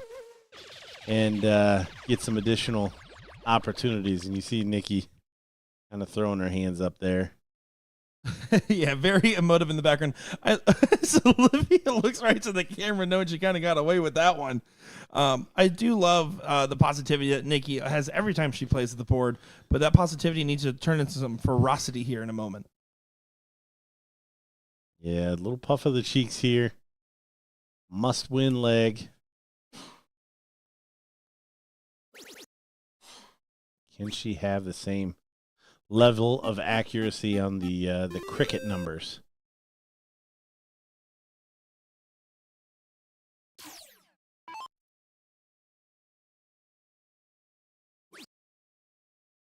Olivia going to try to respond to the 5 mark thrown by Nikki. Just with a 4. You're used to see Nikki again struggled a lot in that cricket leg against Wanda. So which version of her are we going to see?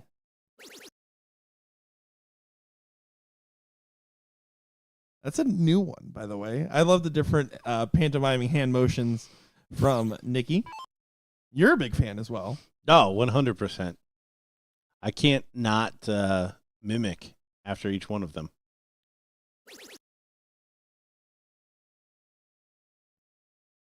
And when I say that as someone that is very emotive at the line when I play. I want you, by the way. I played an on-stream match at the EDC All-Star Tournament back in November.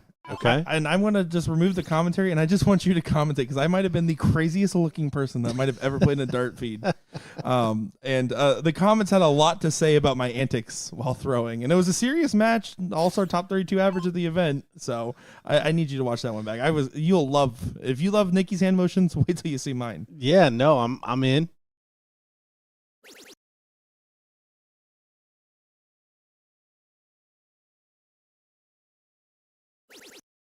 Great shot from OT. Finds 6. Gets the point lead back by 29 points here.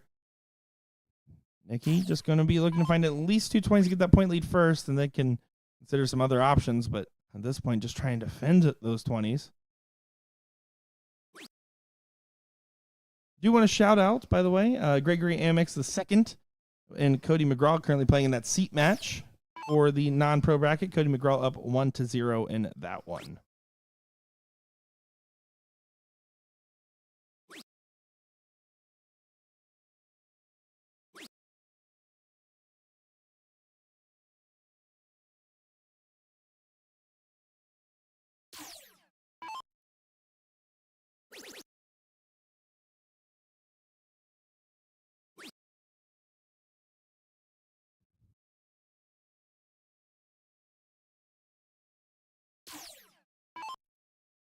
Just like that, Olivia Terry needs to find those treble 19s, the real Nikki back in.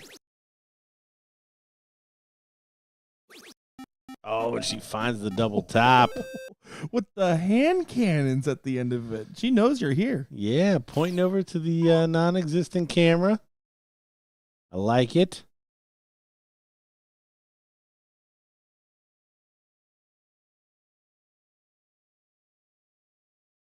Curious, OT told me she's listening to Boys to Men. Nikki, Vanilla Ice.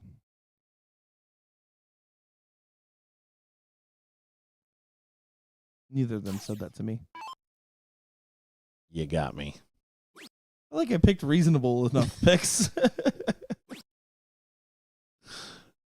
Treble 18 to make it hurt, and it doesn't happen. So, little bit of life here for Nikki. Just a 23-point and 1 house difference here. That X on the 18s is a little scary if you don't close it yourself, though. Nikki has to grab this. Oh, she's not going to find it. She says, what the frick? Oh, shucks. So now OT has the chance here to really put Nikki at arm's length. Single to close. Triple 17 to close. Triple 16 to close. Well shot. Great stuff from Olivia. I love seeing her in a form like this as someone that's watched her kind of have a little bit of struggles in her game lately to then last couple weeks here really get back into top form. Yeah, Nikki finally finding some on the 15, but I just have a feeling that she's left a little too much to do. Olivia really shouldn't be messing with these points right now. With 4 houses, I think I would have also preferred the shot to 15. And just taking 1 dart at it, I don't know if that really changes it too much one way or the other. Yeah, that was really more of an all or nothing. I mean, if you want to throw it to 15 and miss and then maybe grab some points, maybe. But this is the only way that Nikki can get back into this match, is if she has a number to live on. And again, Nikki dancing around, keeping herself nice and light. That's absolutely keeping her alive in this one. Now, here's the play. You take the big swing and hope that OT doesn't get the point lead. You have to, right? Oh, yeah, 100%. And that's the reason why Olivia should have done this on her first turn. Now, she rightly pulls the parachute and heads for bulls after the miss, but that's what you were trying to set up that entire time, and she gave you the opportunity. In OT, I mean, she hits 2 trips here. She's feeling fine, but pulling left and right. Now, Nikki here grabs a single 18 and some bulls here. Sets up a game shot. Now, because she has the slash there, or the X, I would start on the bulls, and as soon as I scored, I'd go to the 18. That last start, you have to hit a single 18 there, so that way you have a game shot. Exactly right. Exactly right. You did collect a single bull in the last, but if you don't give yourself a game shot, you're just giving Olivia another chance to pound a big shot on one of the pointy numbers. There, she's staying on the 19. She has other options. Has to have been blocked after the first, or at least uncomfortable after the first. Nikki Henshaw, though. And I think she's got to do the same thing. Oh, this is not at all the order I would have shot it. Really unlucky to not grab the 18, but job's still done. She does have it down to a 3-dart finish. And as soon as she gets in that range, Olivia is going to go ahead and start finding some trips. She needs at least 1 single on this last, though. Again, I think safely planted that last start there. That felt very much like a right down the middle dart. Nikki and her bulls. This is and a fallout onto the 18s. Oh, she's living clean. She's living clean. She's got the player bounce. Wait a second. This is still any girl's game. Olivia can try to put this one away with a big shot at the 17s or 16s, but she's been failing to collect on these. Yeah, and I don't know why she's picking the smallest number. Oh, no. This leaves an open 6 mark for a 1-1 and a match that you almost expected to be over in Olivia's title.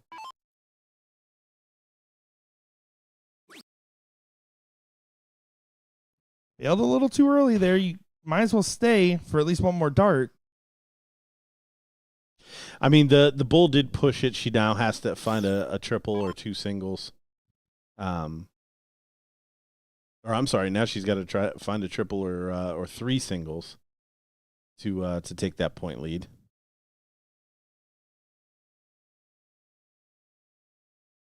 Olivia's on the rocks here. Do you think it's finish line anxiety or something? That's not characteristic for her. Yeah, I don't know if it's finish line. I don't think she's at the finish line.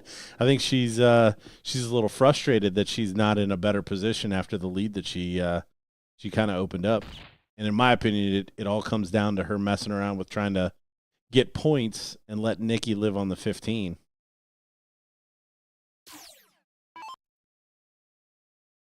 So 49-point lead for Nikki here. Means you should start the 17s, not the 16s. Now Olivia's tightened it up, but it's just not going her way on those darts. Those ones all look better than her previous attempts, but not enough. Nikki here has to play for this 5 mark. It's starting to get too close for comfort again. Oh, what a dart. Can she find it? Can she find it? She can't. She needed just 2 big singles there. Olivia now has to collect all she can get on these 16s. And this is where the bull battle is going to come back in. Needs at least 1 dart here to hit a single. Doesn't hit it. She is frustrated in this moment.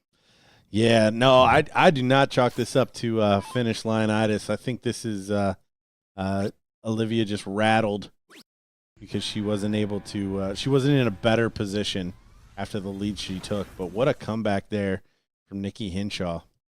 I will say the best thing that could have happened, and the best thing that could have happened there for Olivia is for that leg to just end. I think this will give her a little bit of a chance at a mental reset here. But Nikki on the bulls. This is part of that game plan. Well, she kind of got hucklebucked in that first leg on the 0-1. And Olivia is going to take the cork here. So, again, she's going to try to have to win going second to take this first set. Again, Olivia Terry is the seat holder in this match. Nikki Hinshaw trying to double dip. Olivia taking Nikki out in the second round, Nikki's first match. What was the scoreline on that first one? That was 2-1. So it went to a decider there too. All I know is Olivia's thinking, I don't want no double dip chocolate chip. That is how she refers to the double dip, by the way. That one's real. Oh, she knew it as soon as she let go. I really like that. She was shaking her head as the dart was flying to the board. That was awesome. Jeff Hartman chalking up the last leg to an OSU natty hangover for OT. When you're national champions, what else do you need?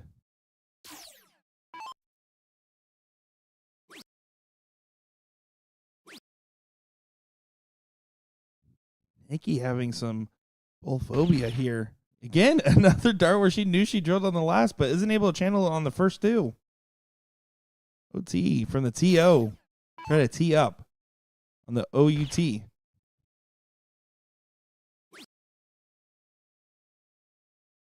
STOP. And O. Olivia Terry sets up a finish here. $150 won't do it. A 180 will. Yeah, she's not even looking at it. I mean, maybe she's just thinking the 167 can't go, but I think you have to try to get yourself an opportunity in a fat bowl open out format. OT absolutely can hit a 167. Yeah, not even a lot of pressure on this. She's going to think that Nicole's still probably 9 darts back. Actually, that's a lie. She's not thinking that. She's thinking about how can I take out this 167 in at least 6 darts. 54? No, she leaves the 54. When leaving 54 there, normally I would like the trip for the cleanup on the setup, but if you drop low into a 4, you leave a bull anyways. As long as you don't go high into the 1, I think that's a perfectly fine leave on that particular treble. We see what Nikki thinks of that first dart. Again, Bull will not leave her a finish. She knew it. I like the thought. It obviously did not translate into good darts, but 54 for the title for Olivia Terry. Taking a deep breath, closing her eyes, manifesting this dart. She does not want this to go to the distance. She wants to get it done here. Olivia Terry drops it low and says, all right, to the 4. Oh, she's still got an out. Triple 13. There it is. Olivia Terry chasing it down. Gourmet firewood going back to the Terry household. I absolutely love it, and I also love this comment. OT from the TO, give me an OH. IO. There you go. Good stuff there from Olivia Terry, getting that first place win in your women's final here. And Nikki Henshaw, well, if you're going to lose, you lost to the champ twice. Yeah, you really she could have lost to her 3 times, which is pretty incredible. But no, great comeback from Nikki. I mean, the run in the losers bracket was great. But Olivia Terry just wire to wire, a little blip there in that cricket leg. But wire to wire was the best player for the ladies this evening. Well, coming up next here, we're going to try to get that 4th place match in the non-pro if it hasn't started yet. If it has started, we'll go right to that 3rd place match when it is ready here for the amateur bracket to conclude out our coverage here for our first day in Columbus, Ohio. I'm Nick Shura, joined by Gordon Dixon, and I'll be back in just a moment.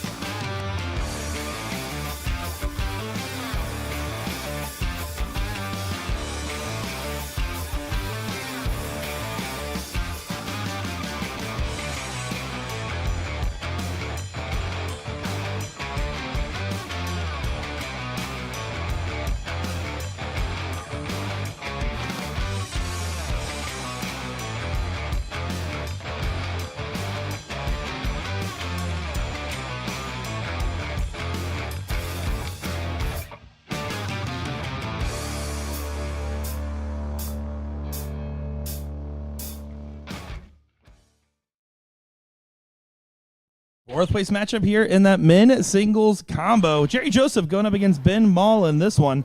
So I take our first look at the amateur bracket today as I'm Nick Teixeira, joined by Gordon Dixon. Yeah, we talked about it in the opener. These are the future pros, or at least one of them is. At least one of them is. As this is the deciding match to get there. It is going to be open in, open out, fat bowl. It's identical format to what the ladies play. And this is Hillbilly USA that just threw. And Mr. Jumbo, Ben Mall, I've seen him a couple times. He was at the Florida stop already this year.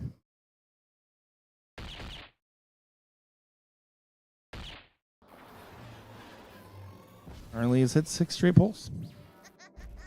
This stage in the game, that's not surprising. He has not missed a dart on the live stream at the Ohio BullShooter in 2025. Hey-o.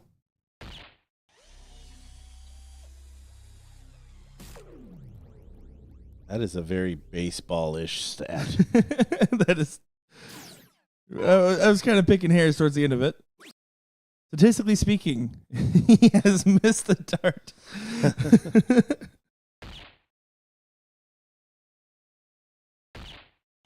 Yeah, good recovery after the first one.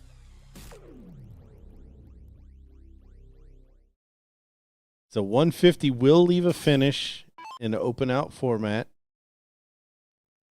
So no need to get fancy.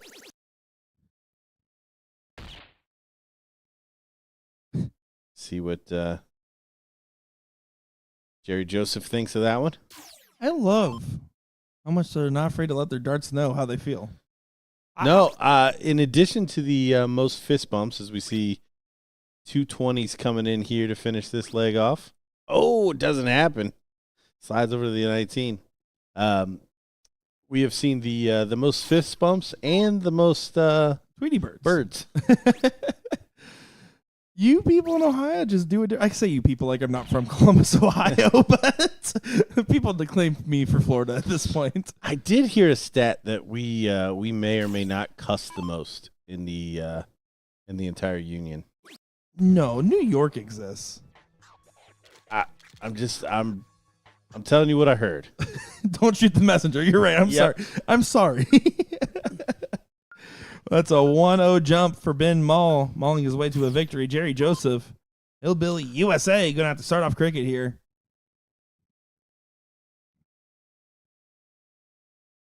See Ben's partner, Patrick Attea, in the background supporting him.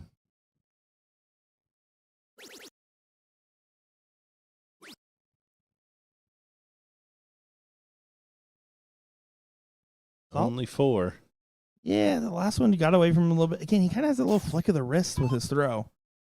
It's a little hard to tell if that would. Sometimes you can just look without looking at the board and know if that dart's going to go or not just by how someone threw it.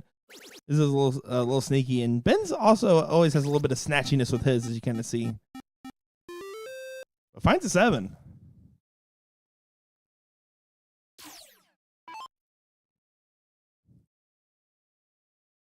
Alan saying Potty Mouth, Wisconsin exists too, I suppose. That's the alcohol talking.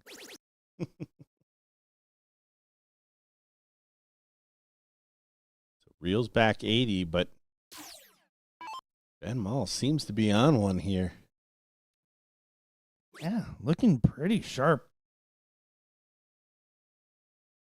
Commentator's curse number 2 from me against Ben. Oh, and you see Jerry trying to put the juju on him. Has that ever worked? Doing little finger waggles in the background, trying to force the dart one way or another? Oh, yeah. Yeah, it's definitely. Now, whether it actually coincides with the power of the Jedi that's performing it, that's the that's the question.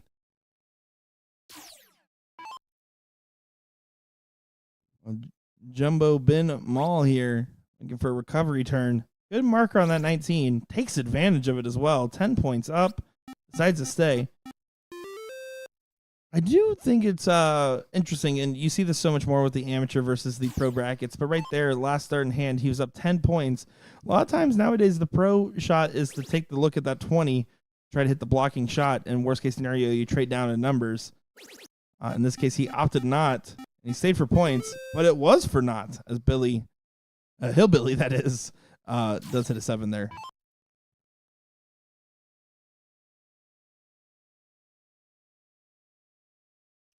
So Mad Rock 102.5 in the very clinical and scientific study Well renowned. ranked Columbus, Ohio as performing 36 swear words per person per day. Next closest was Las Vegas at 30. I have a follow-up question then. Was that survey taken around the time the Michigan game happened this year? October 4th, 2022. Okay. So we're working with dated material. Because I think it's just a day of the week kind of thing there. It depends on how the Buckeyes did.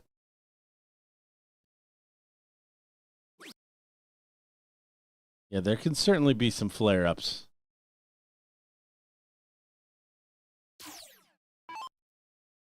A little bit of a slowdown here in this leg. Hillbilly does find the 18s. Moves right along, grabs the 17s as well. Good shot as now Ben's in a little bit of trouble here.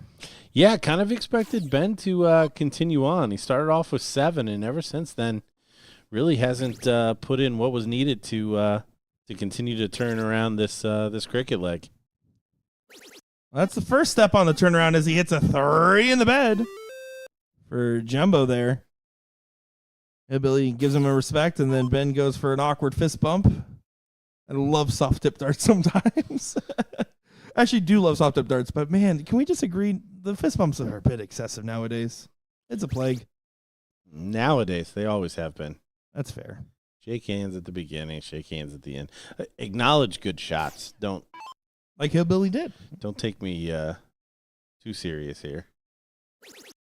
Look at this. 4 straight.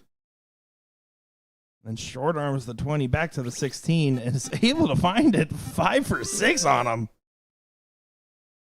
Getting some momentum back in this one after No, he he's kind of 5 down for the net. 5 on the 16 target. 5 for 6 in general. 5 for 5 on the 16s. He's never missed a trip 16. I knew what I had done 25. as soon as I had done it.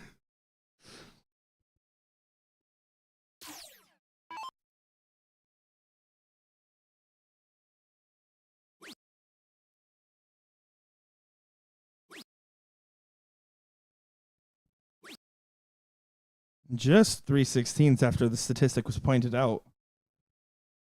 He hasn't missed a field goal in how many years? Hillbilly only down 9. Has 2 playgrounds.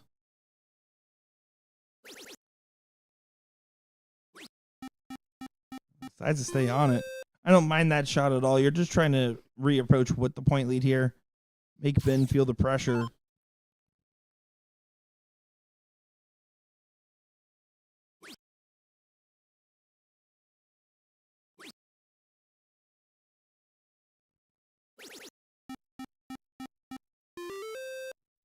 Grabs the point lead back by a 5 mark for 4 points. Jerry Joseph, a man that sounds like a football coach name. Can't find the 16s yet. Yeah, he does take a swing.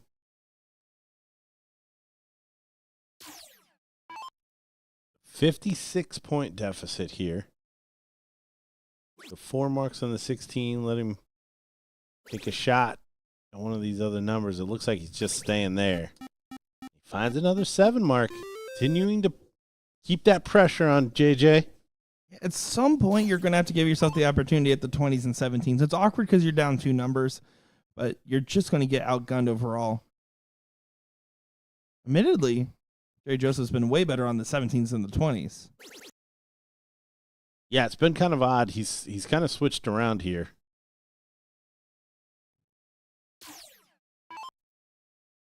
If Ben hits his first start trip, you have to take the swing. Oh, falls just shy. And then overcorrects. Going to take a step back.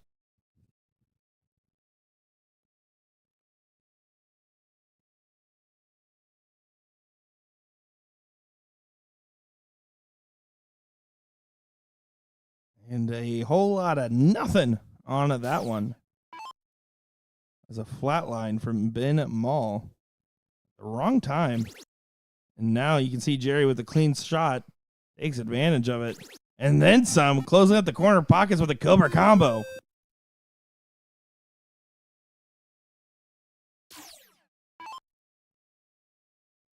Now 39-point deficit.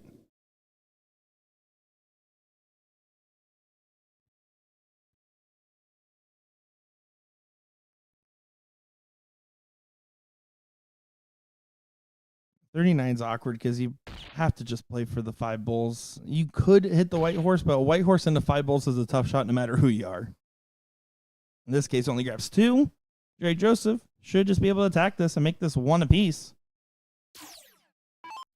Yeah, up 3 numbers. Really shouldn't be looking anywhere else but that bullseye.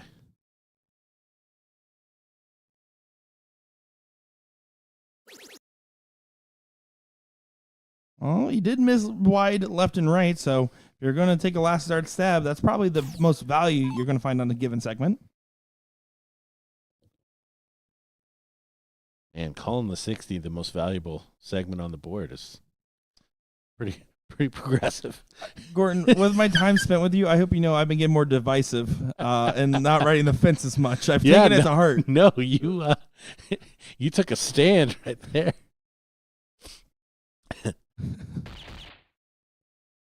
Ben from well outside, by the way. We were chit-chatting there. He threw from a whole line over to get that double bull.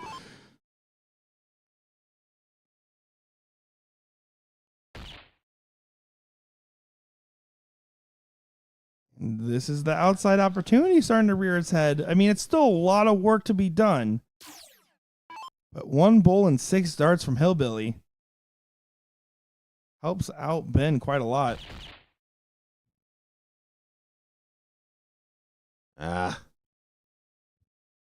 Did take the point lead at that first dart. Didn't do much else with the second, too. It's one of those, you either ride out all the bulls you can get after that first dart and hope for just 1 clean shot at the white horse, or you take a chip shot there. In this case, Hillbilly says, I'm just going to go ahead and get it done, but keeps that last dart from going in. The second dart does. So now he only needs 1 to take the point lead. He has to start chipping away here. He's just going to continue to pile it in. Great shot, honestly. Great shot. It still relies on a miss, though, from Jerry Joseph. If he does miss, you get a shot for the white horse for the match. Doesn't look keen to miss, though. He's not going to miss. There you go. We're going to get a last leg decider here in this 4th place matchup. Yeah, what a finish there. Jerry Joseph bringing it home. Now we got the all-important cork for a final leg of 501. Pretty good. 3 holes in.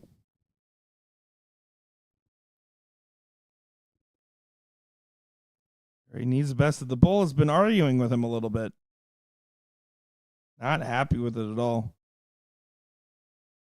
So Ben will have the opportunity in this last leg decider. All business Benjamin. Who will make the pro list here? 1 game of 501 to decide that fact.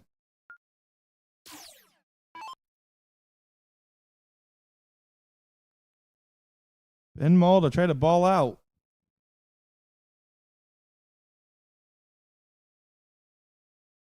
Ben Mull went 6 perfect in the opening leg of this match. Historic run as he started off 2025 without missing in 2 rounds of darts on the live stream. Yeah, in the first 4th place match of the stream for the amateurs. I'm really taking an extra moment there to get the composure before walking up. I think he's just trying to leg himself back into those bullseyes. He's been getting frustrated with them.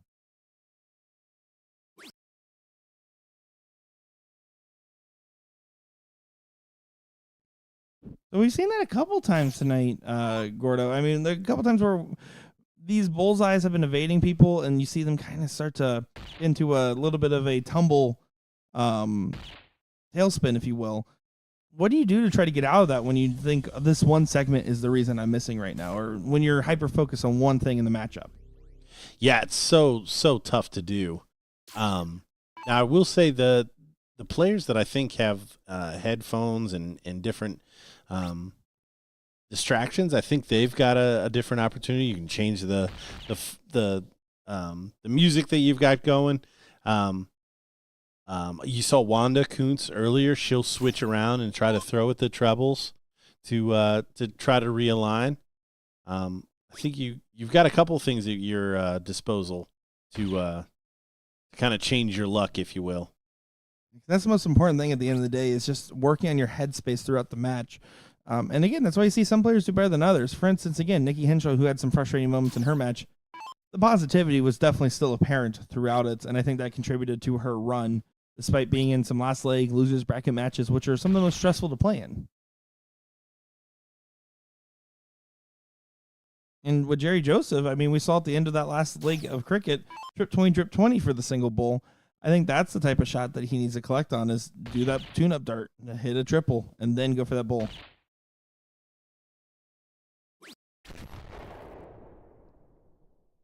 Thought it was, but it wasn't.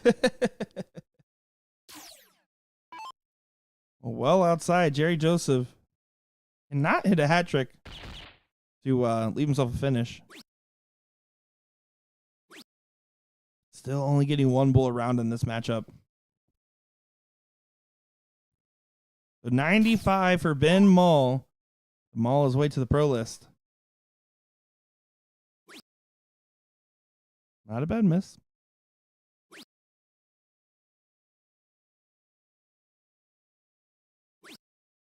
How well he was hitting the bull there, I would have probably just preferred to go for a bull double 15, but you have nothing but time when your opponent's saying at 258. Yeah, full bull, though. He's going to get down there pretty quick. Or is he? 6 darts from 40. It is now Ben's game to lose. Ben Mull looking at 40. Looking at 30. Single 15. Gets it done. So now we move on to that third place matchup where Ben Mull will take on Gregory Amix II in that one. And Jerry Joseph falling one shy at the tail end there. We'll be back with just a moment when these players get over to the board for that third place match. I'm Nick Shera, joined by Gordon Dixon. Don't go far.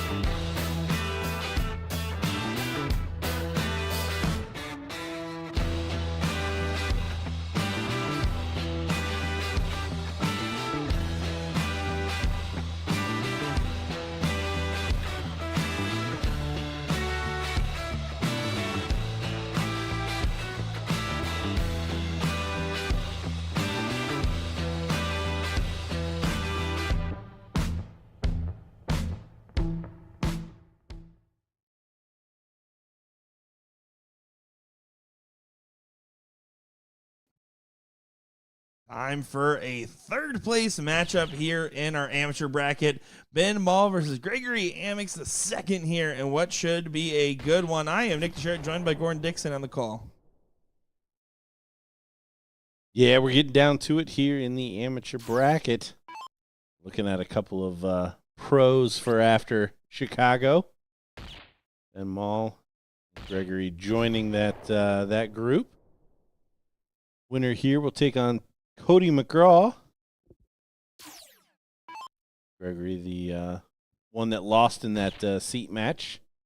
2-0, actually. So he'll be trying to come back with a vengeance.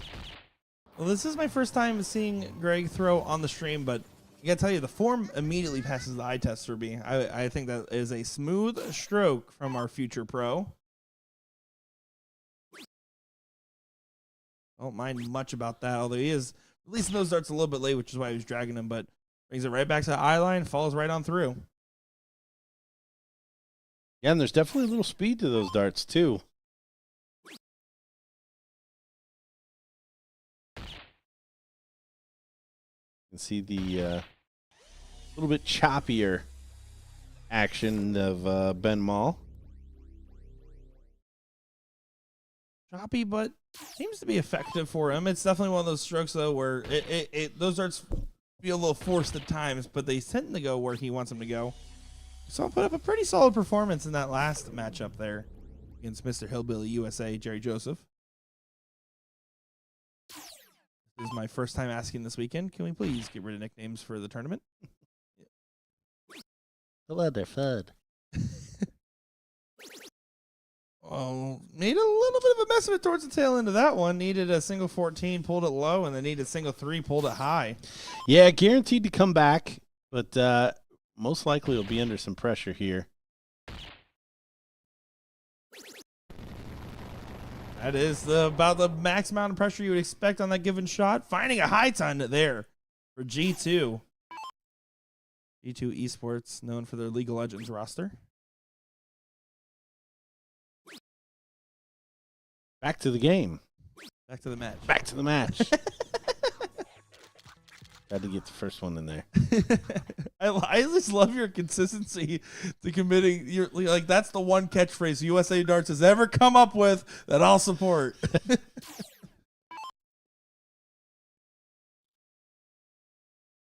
I do appreciate your support. I'm not going to use pile of 9s for the record. I'm not going to take that one from you. I took a lot. Yeah, of don't say from pile of 9s.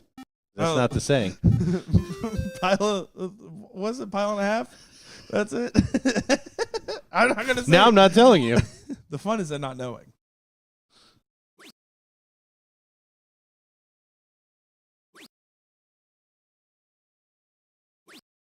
Oh, he doesn't find the trouble. So early chance here for Greg.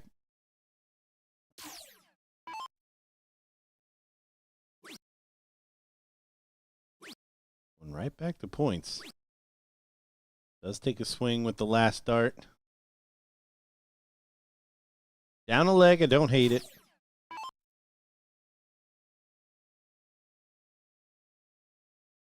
What you're really looking for in a shot like that is a first dart triple. Gives you options around the board. Yeah, first dart is definitely the best dart to hit triples on. Third dart, second best. Second dart, third best. In orders of darts I wish would hit a triple. Totally.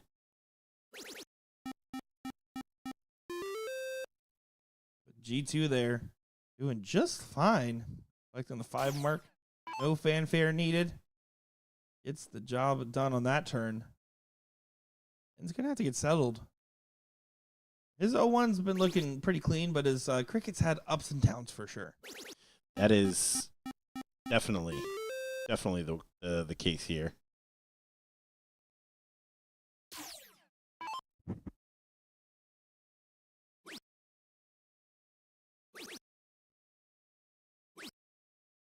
Yeah, good cleanup shot there. I think some pretty solid control of this leg. Not really having much questions. His composure looks good.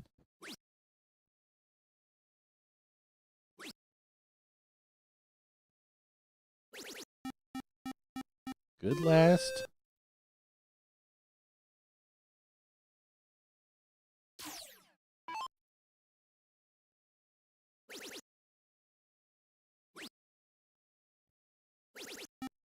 Greg just solid on that treble 20. Constantly keeping Ben Mall at arm's length here.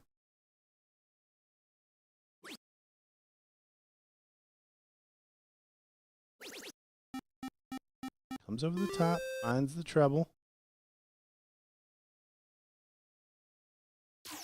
I had to look up because I was wondering. I was like, Greg looks a little young. I wasn't sure how old he was, but he's actually 29 or 30 years old.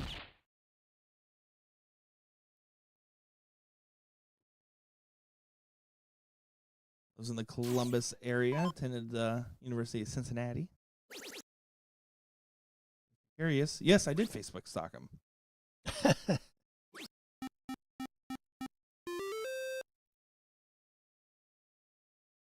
Closed in 32. The Bulls in the back pocket. He closed the coffin. No! Closed the lid on the coffin. It's still a good shot here. Pretty much set to be 1-1.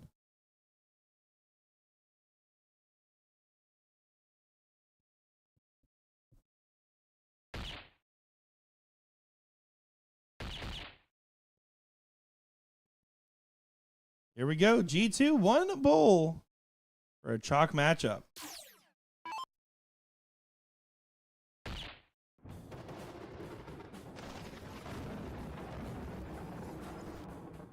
There it is. The all-important cork for the all-important third leg. Ben kind of taking a page out of Nicky Henshaw's book with the strategy. He's been pretty solid in his 0-1. Win the cork. Play for that 0-1 leg. Looks like Ben did best by 1.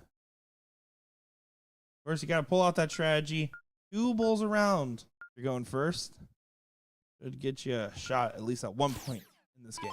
Yeah, it's odd. We haven't really seen a contested third leg in 0-1 since we've flipped over to the AMs. We've gotten to the third leg almost every time, but it's kind of been a runaway.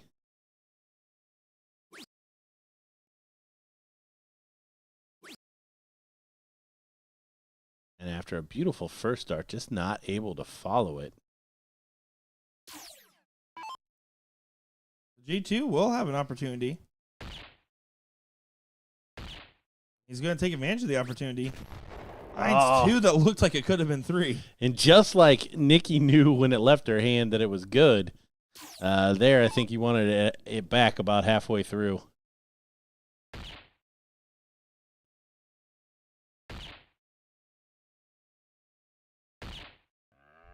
Fills it up for the hat trick.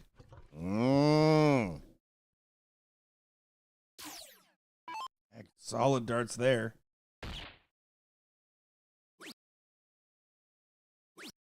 Oh, that second dart stinks. They're so tough to get around. Now Ben can be the first one at a finish here. 2 bowls and a decent fallout affords him that opportunity. Open out, that is still the decent fallout. Not as decent as other fallouts, though. Let's leave it 165 for the return. Needs to hit more than a hat trick here, though, for Greg. Needs a switch. Doesn't switch. Doesn't even consider the switch there. Don't like it. Not a last leg decider. If you have to give yourself that chance. If you miss it, you miss it, but at least you gave yourself an opportunity. But then again, not going to swing at the finish here for the 165. Well, he doesn't have to. Don't blame him. Yeah, it doesn't have to.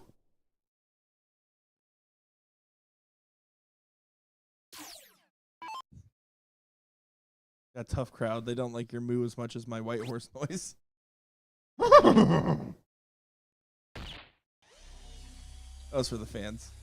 Ugh. You were disgusted. Ugh. That was a little too honest there.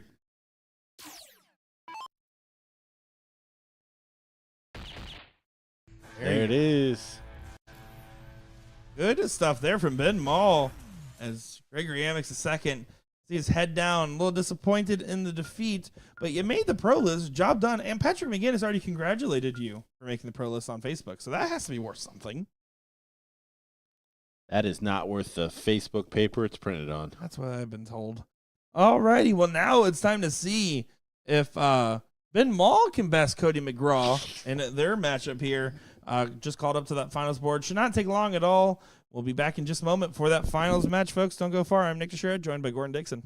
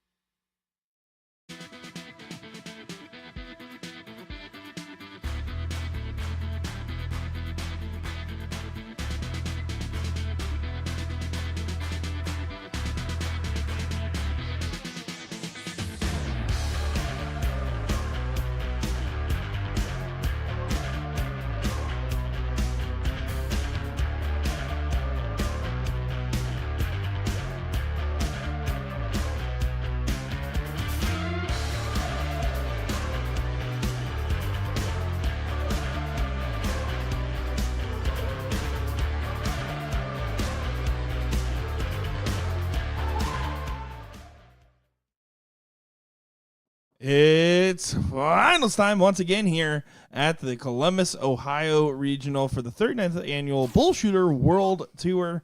My name is Nick Teixeira, joined by Gordon Dixon to watch what should be a great matchup against two competitors that want to really start off their pro campaign right. After this one, Ben Mall, Cody McGraw. How you doing, Gordon? I'm doing well. I was like testing how long you're going to let me not talk. Or let the airwaves be clean. Oh, okay. All right. Let's try it again. I'm ready. Liar.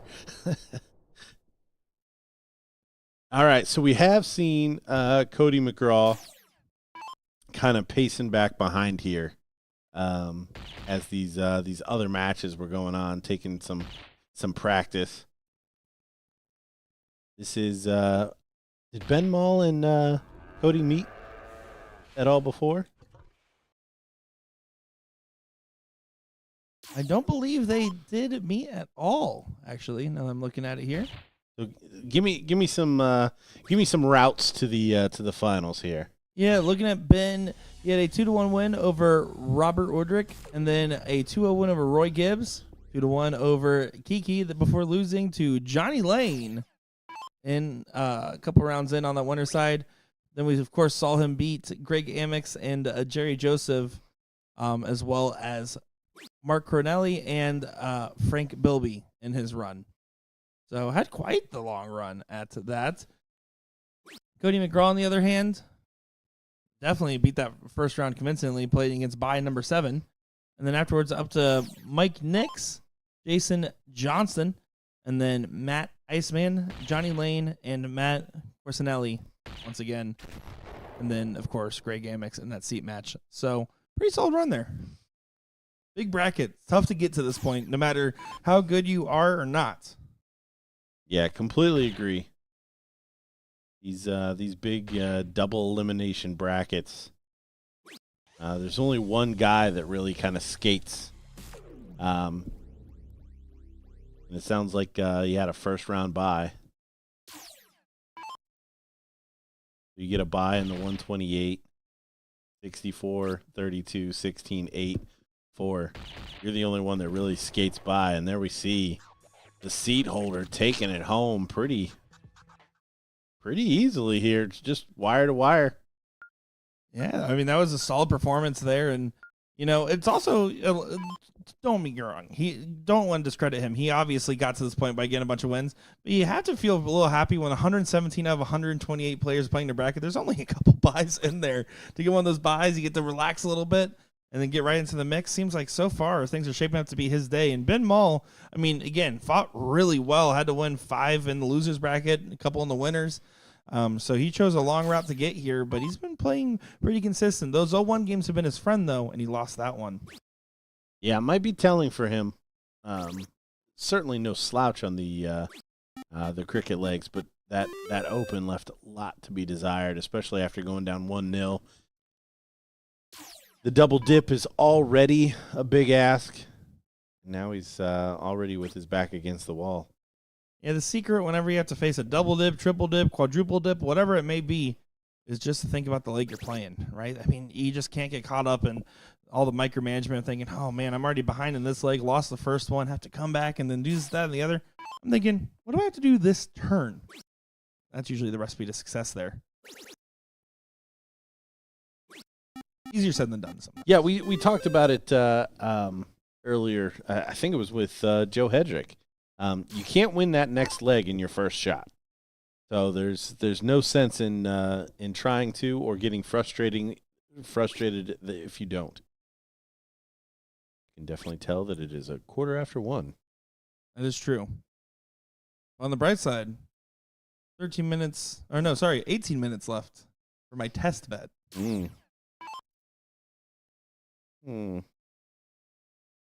Anybody watching this back that isn't watching this live right now and want the context on what that bet is, oh, sorry, watch the rest of the live stream. I ain't going to do that for you. It was Monopoly money for sure. That's true. Cody McGraw, I mean, might be doing this double time quick. I also love that that June has just been hanging out, supporting all these players. I'm a big fan of whenever what the pro players finish up, if they can hang around, watch the AM finals, friends or otherwise. Always good to get the support. Yeah, no, I think he's clearly here supporting friends. But yeah, if you can stay up, absolutely.